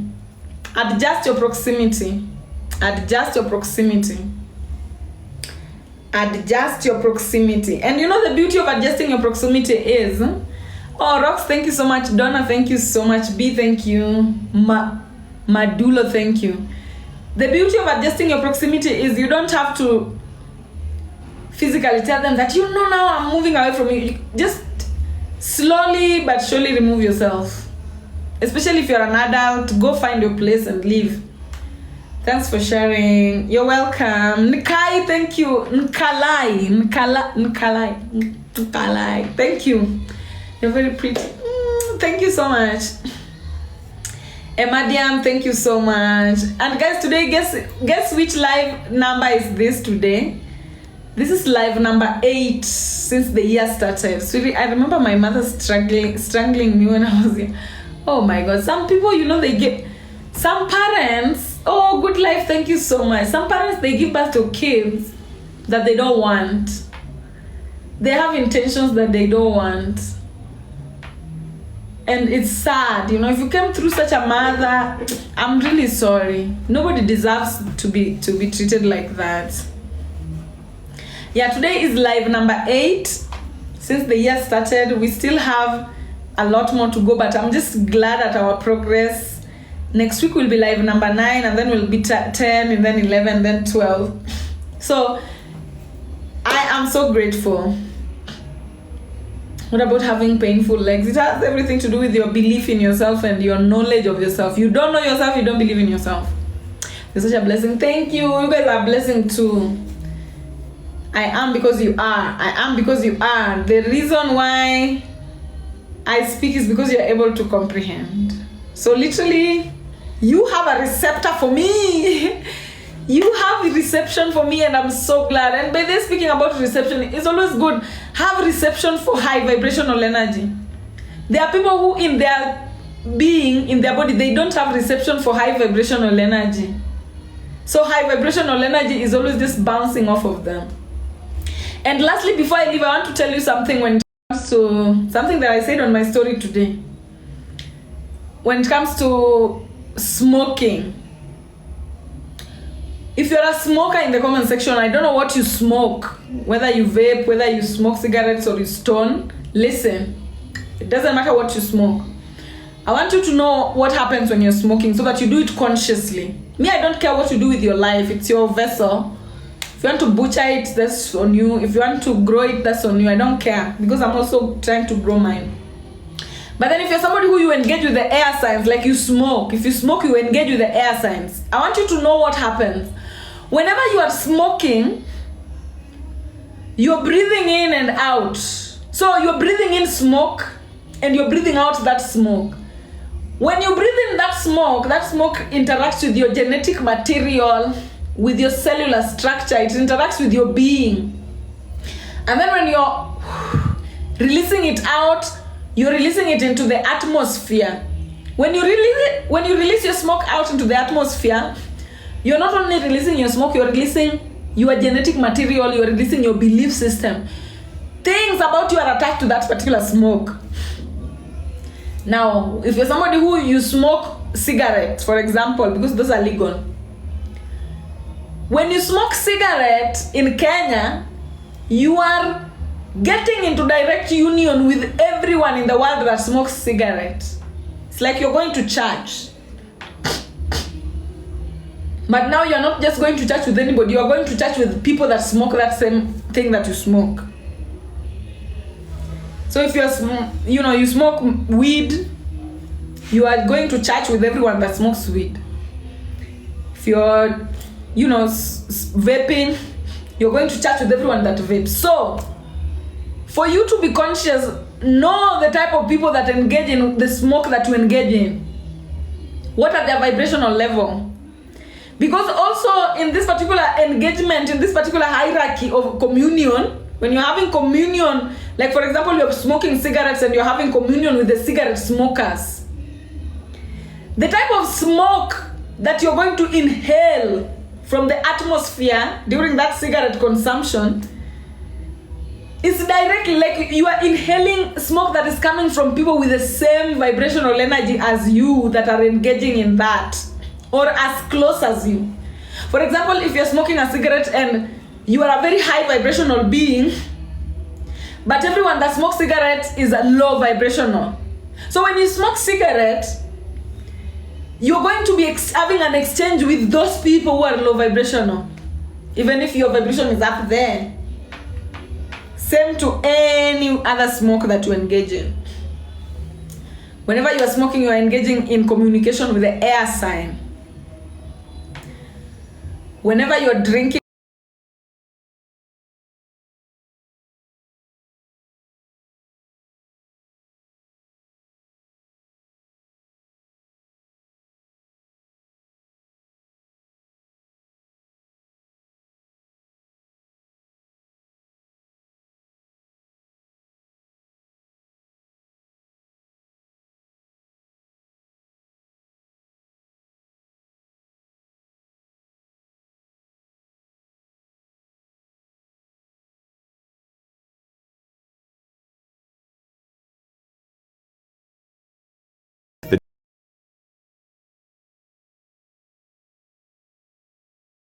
the bodies are communicating, they're having their own systems of communication. So anytime you're dancing, you're engaging directly with the earth signs. Okay, and then anytime you're having sex, or you are creating, or you're painting, or you're engaging in a creating, bringing something to life. Anytime you're engaging in bringing something to life, you're participating with the fire signs. Just know that. Just know that. Tapur. Akinyodoyo is telling you. Anyway, guys. Yeah, eating in your dream is equivalent to being fed gossip. So it will depend. Who is feeding you? Are you enjoying the food? Are you enjoying the food? Who is feeding you? All those have to go. Deep signs, I love it. Fire sign is anytime you engage in the process of creation, especially sex, painting, artist stuff, creating something new, bringing something new into existence that has never existed before in your reality. You engaging with the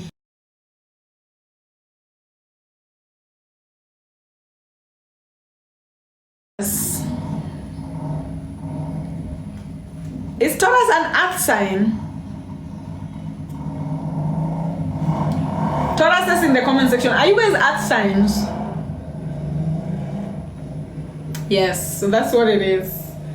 Whenever you're singing, you're engaging in earthly activities.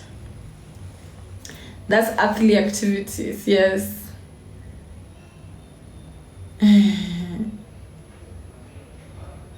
Yeah. So guys, we continue slowly by slowly. By the time the year is ending, a lot of you will even know how to read palms. If I told you never know how to read your palms, by the time you're done with me, you'll know. You know how to read palms as well. We will learn slowly by slowly, but surely. Pole pole ndo mwendo, yes. Mwendo wako, mimi sina haraka kwa hii dunia. Sina haraka akiwe. Swiri, what about black snails? Snails, they represent self-care. Snails, they represent self-care. Self-care. I've seen anymore.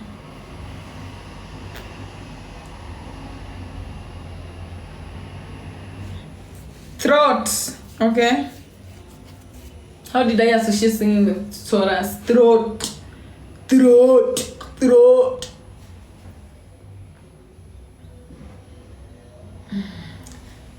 you read cards? I don't read cards. I don't use any tools of divination. Do I? I don't use tools of divination. I don't need them. I don't need tools of divination. There are people who need, but me, from where I am, I don't need tools of divination to... I don't even like tools of divination. But it's not like I'm saying those who use... I love people who use them. I listen to people who use them. I have friends who use them. But personally, I've just never been caught... I've never felt drawn to use tools of divination. I have other abilities that I feel make me not be in need of tools of divination. Bedbugs are always there to just tell you that poverty is on its way to you. Yeah. Now, before I leave, it is 2024 and so many countries are going to have elections. And me personally, I'm so interested in South Africa and Sudan. But I'm afraid. South Africans in the comment section. South Africa is already divided. You guys, us, we are here waiting. Like me, I'm in Kenya. I'm waiting. South Africa and South Sudan. South Africa and Sudan. Who are we supporting? Because now South Africans are looking like they want us to now be... We don't want to be divided with you guys. That's why we're not... Just choose one person. Tell us this is the one we are going with. let us go with them, because now you guys are starting to argue so much. You guys are starting to talk shit about the juju that we know. Now you're having us confused, and the elections are nearing. Now we don't know who to preach. Tell us who we should make noise about now. EFF. Yes, that is what I thought I knew. That is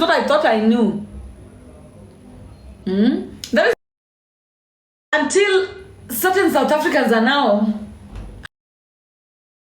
You know, as Africans, it's usually right before the ballot. Right before the ballot is when people are now usually start acting fun.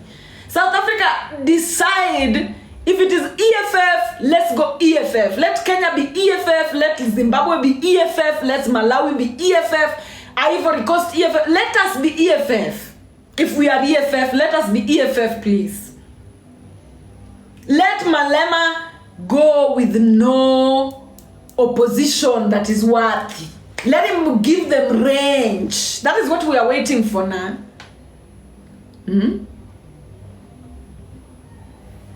Yeah, because when you start confusing us, when now certain people they start forming cocoons, discussing how, EFF, I don't know, Malema this, Malema.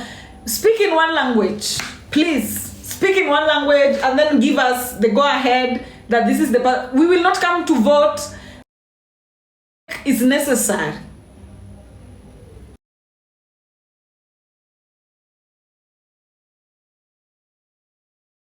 Tell us who it is, please. Talia, thank you so much. And then South Sudan. I have friends from political.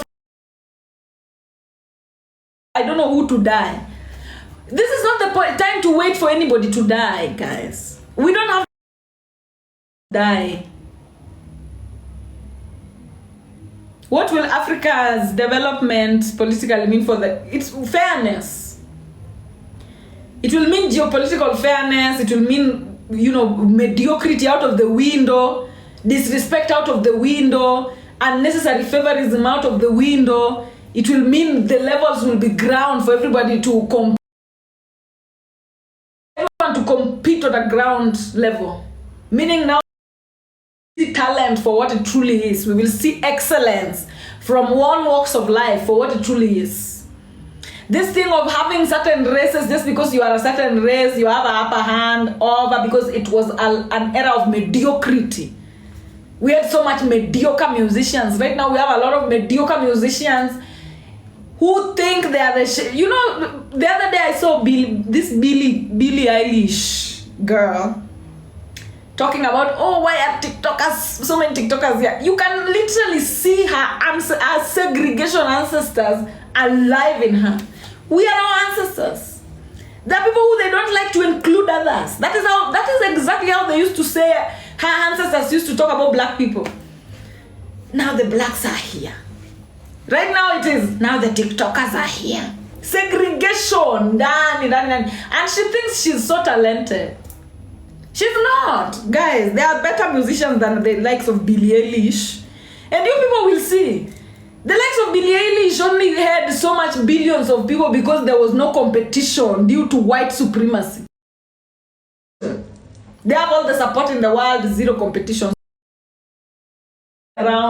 They lazy around producing low vibrational things, nonsense, and then they get all the views and all the likes, and now they sit on the high throne thinking they're the shit. So when they see TikTokers, TikTok has talent. You cannot tell me. Even this Tyler chick from South Africa, that baby is talented, guys. That baby has her own muscle. Look at the type of music that baby. She is working.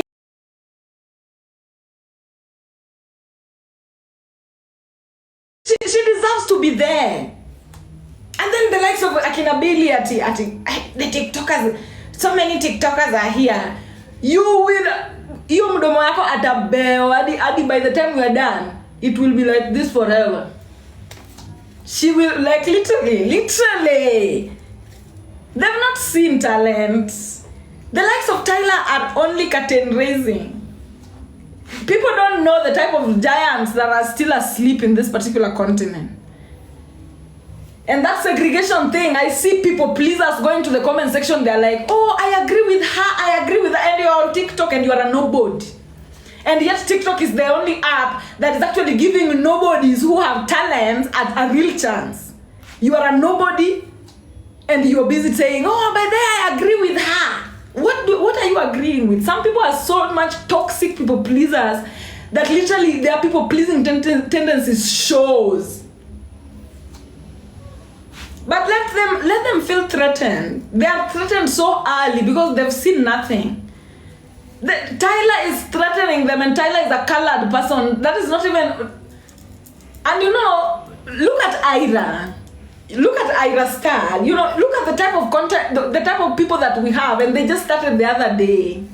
These children just started the other day. And I hope that our African musicians will respect each other and stop going to Grammys. How can you have Grammys and all Africans, a continent that is bigger than all the continents, all of them are categorized under one category, African music, African artists or whatever. What was that? African music artists or whatever. Everyone is there. The video is there.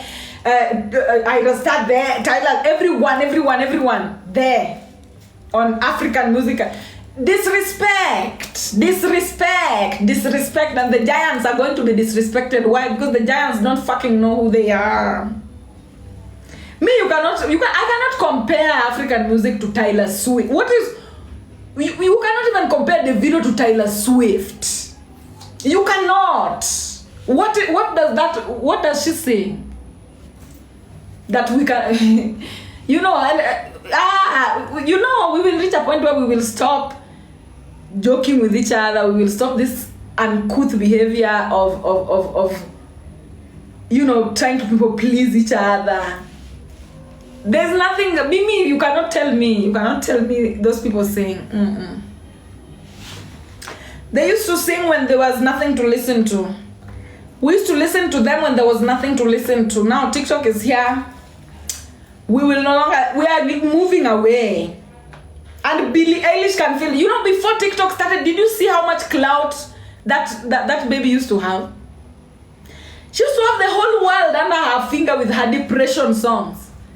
She used to have all kids, all 12-year-olds, all 13-year-olds, all 11-year-olds at her fingertips with her depression songs. Now TikTok has come. Depression. We are no longer depressed. Africans are going to now UK. Like literally, we don't want to be depressed anymore. And Billie Eilish is mad. We will never listen to depression songs. Do you think you will go to that era of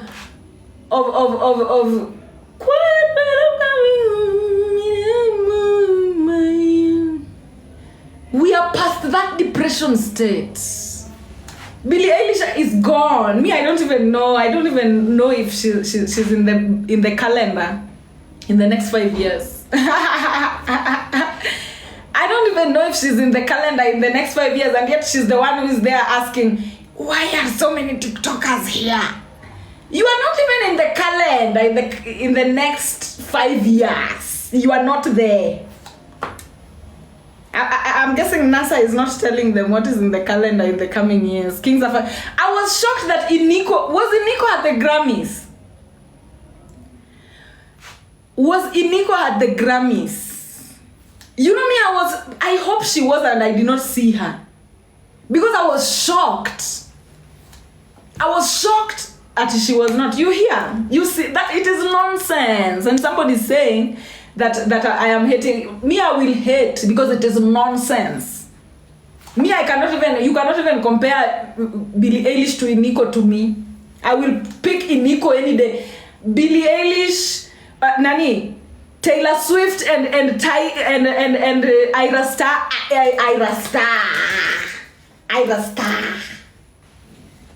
I cannot.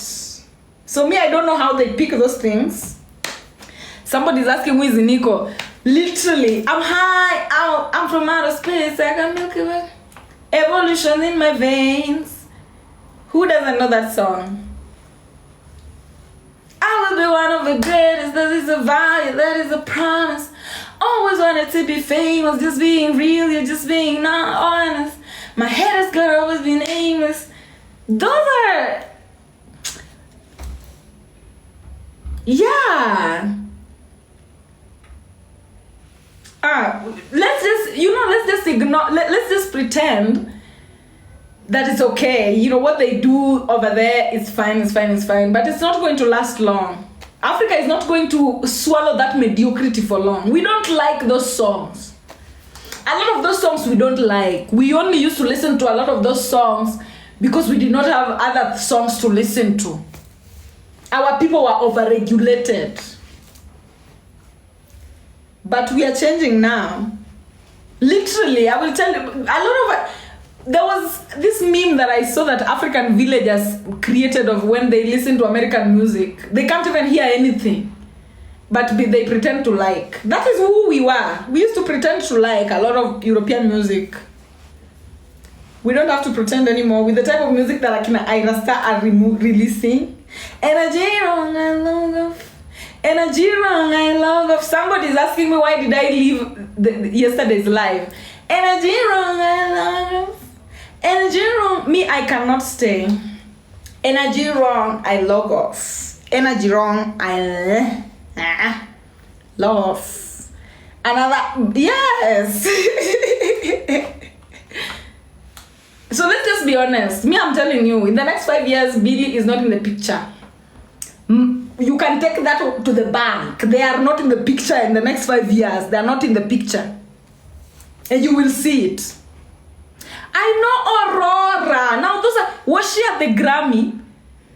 Imagine if the likes of Aurora are not at the Grammy. What is Billie Eilish? Mimi staki yo maneno. I don't want that maneno. I don't want that maneno. I love Aurora so much. I love Aurora. Yeah, I love her music. Yeah, we just know high vibrational. And yet, have you noticed, like, literally they don't invite high vibrational music to the Grammys? Why didn't Iniko go? Because me, I feel like Iniko and I Spice are almost at the same power when it comes to joining the music industry. And I feel like Iniko's song, like, literally it caters to a certain demographic that really needs to be represented.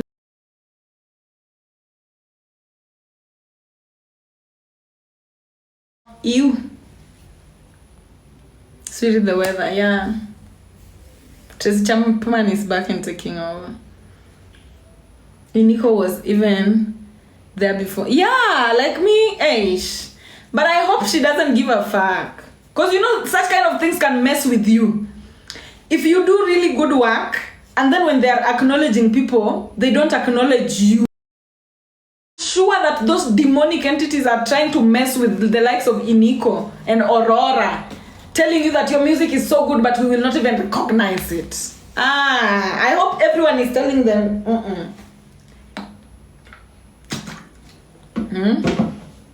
It can mess with you. I'm literally sure it messes with certain people, but I hope their self-love is so strong they have zero receptors for that such. Yes, I hope her self-worth and self-love is so staunch that it doesn't shake her. Just keep working. She's in her own lane. Yeah, me, I love her. I love the people I love. Even Tyler, the one that people are saying she's not talented or whatever. Me, I love her. She's talented in my eyes. She's hardworking. She puts work into her shit. I love it. Ira Star. Any day, all day, I love her. Iniko. Those are my people. Aurora. I love them. About our president, I now see our president has always been the one. Wachana na watu wa midomo. You know, Kenyans don't know how to read the writings on the walls. Kenyans who are against Ruto are believers of drunkards. Kenyans who are against Ruto are people who listen to drunkards and then they derive their conclusions from listening to drunkards. You will utaanguka chini kwa matako. You will fall on your ass if you don't know how to read the walls, the writings on the walls. Grammy are for West. See, hatuelewi hizo. We continue that. Yeah, but you know, literally, this awards was an African thing. It was an African thing. It is just infiltrated by the West. And right now, I'm so happy because we are now online. There is no more stealing from Africa without giving credit. The likes of Akina Beyonce. You know, Beyonce, I love Beyonce so much. But Beyonce steals from Africa. Okay, I don't know whether she steals or she pays for the things she takes. Maybe she pays for the things she takes. But she takes a lot from Africa without mentioning. She takes a lot from Africa without mentioning that, hey, by the way, this one I got from the Egyptian, whatever, stylings. They take a lot from, and you know, they take from Africa because they think that there are no Africans who are aware. You know, somebody can take your cloth and wear it if you don't even know that that cloth is in your closet. But when you know that that cloth is in your closet, whenever you see somebody wearing it, you will know exactly where they got it from. So those are the things that Beyonce does, Rihanna has done it, like African Americans. A lot of African Americans, even not even African American, Katy Perry. Do you know this Chile called Katy Perry? They take so much from Africa because our people were asleep. And then after they've taken, they were taking so much without giving credit so much that this Shakira even said that Zamina Mina, was it Zamina Mina? Waka waka, Zamina Mina zankarewa. Ano, she said she's the one.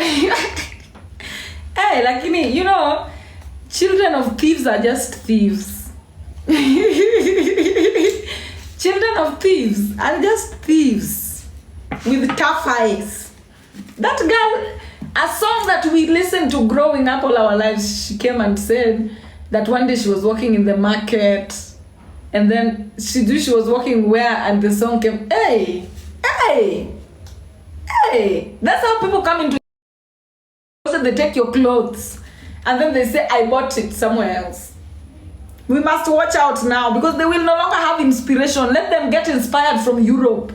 See, they usually go on tours and none of them comes to a tour in Africa. It's when they want to start coming, when they know that European money is getting done.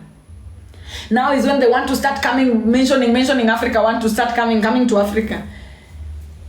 Let them not take inspiration from here because that's when we'll call it out. You take inspiration from Oshun without giving credit, you will get called out. You take inspiration from ISIS, you don't give credit, you get called out. We don't want it anymore. They've disrespected us for so long, they did not even want to come give us a tour over here. And yet they are using our stuff for inspiration. Game over. Wewe mwenye unasema Ruto is a puppet, utashtuka. Utashtuka. You will know that politics is a science. You will know that politics is a alchemist. An alchemist. Me, Kenya to me, daima. Kenya daima, plus our president, plus everything. The way Kenya is going, I have seen other African countries the way they are going. Kenya, And by the way, when you're in Kenya, thank your God. Thank your God. Because you don't know what other African countries are going through when it comes to internet, when it comes to online transactions, when it comes to blackouts, when it comes to, like, literally even entrepreneurship.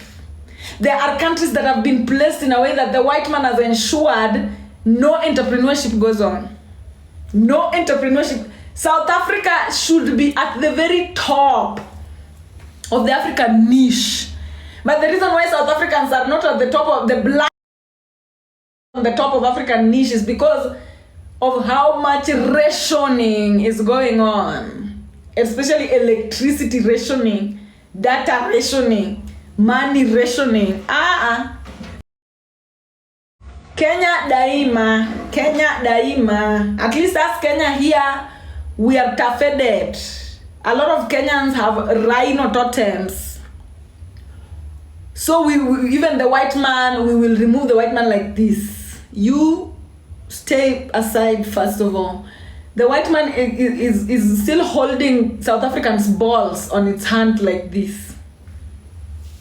So South Africans, we need you guys to liberate yourselves very soon, or else we will leave you behind. Choose the correct leader in this 2024, or you will never rise up again as South Africa. You have 2024 to make your decision. You go wrong in 2024 with your politics and you're done for. South Africa, you will never see the light of day again. So better hurry up. Hurry up before the taxi leaves. Because as Kenyans, we're already on the walk. Kenyans, we're already on the journey. Kenyans, we're already on the journey, right? In Kenya, you cannot tell us anything here. Yeah, even our internet, we have Safaricom that is very efficient. We have M-Pesa very efficient. Our Kenya Power holding us strongly. We cannot complain the way Nigerians are always in blackouts in South Africa. South Africa, if you make the correct political decision in 2024, you guys are going to spiral into, like, literally you're going to lead the next era of Africans. You're going to be there at the top leading everyone so that you pave our way. We go. But if you make the wrong decision in your politics this year, you will go into the tomb. South Africa, you have two paths. You're either going to go up or down. But me, I'm praying we go up, because up is the way, up is the way, up is the way. So start speaking in the same language, especially South African Gen Z and millennials. Speak in the same language. Please speak in the same language. If it is juju, let's juju. Let's not even listen to anybody else. Let's not even try to debunk anybody. If we're going with juju, let's go with juju. Because I already started hearing some hiccups here and there of some black South Africans saying, oh, juju is not, juju what, then who? Who are we agreeing on? Somebody's asking me, what about Congo?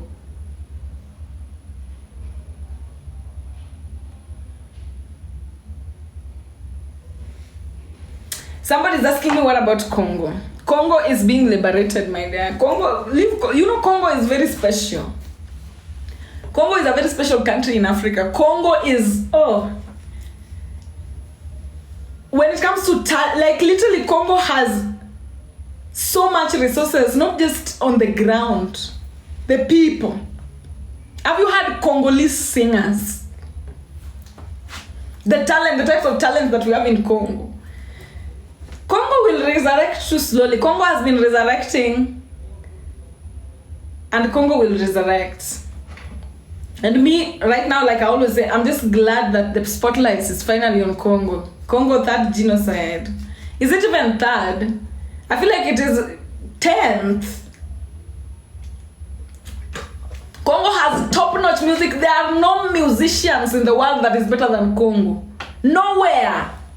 Just like the same way there are no taller people than South Sudanese in the world, there are no better musicians than Congolese. And you will see it. Just let it be awakened. Let our Congo be awakened, the hub of talents. Let our Congo be awakened. And then people will see. You cannot compare Congolese musicians to Nigerians. You know, Nigeria is Afrobeat, just the same way South Africa is Amapiano. The same way Kenya is Gengeton. The type of music in Congo,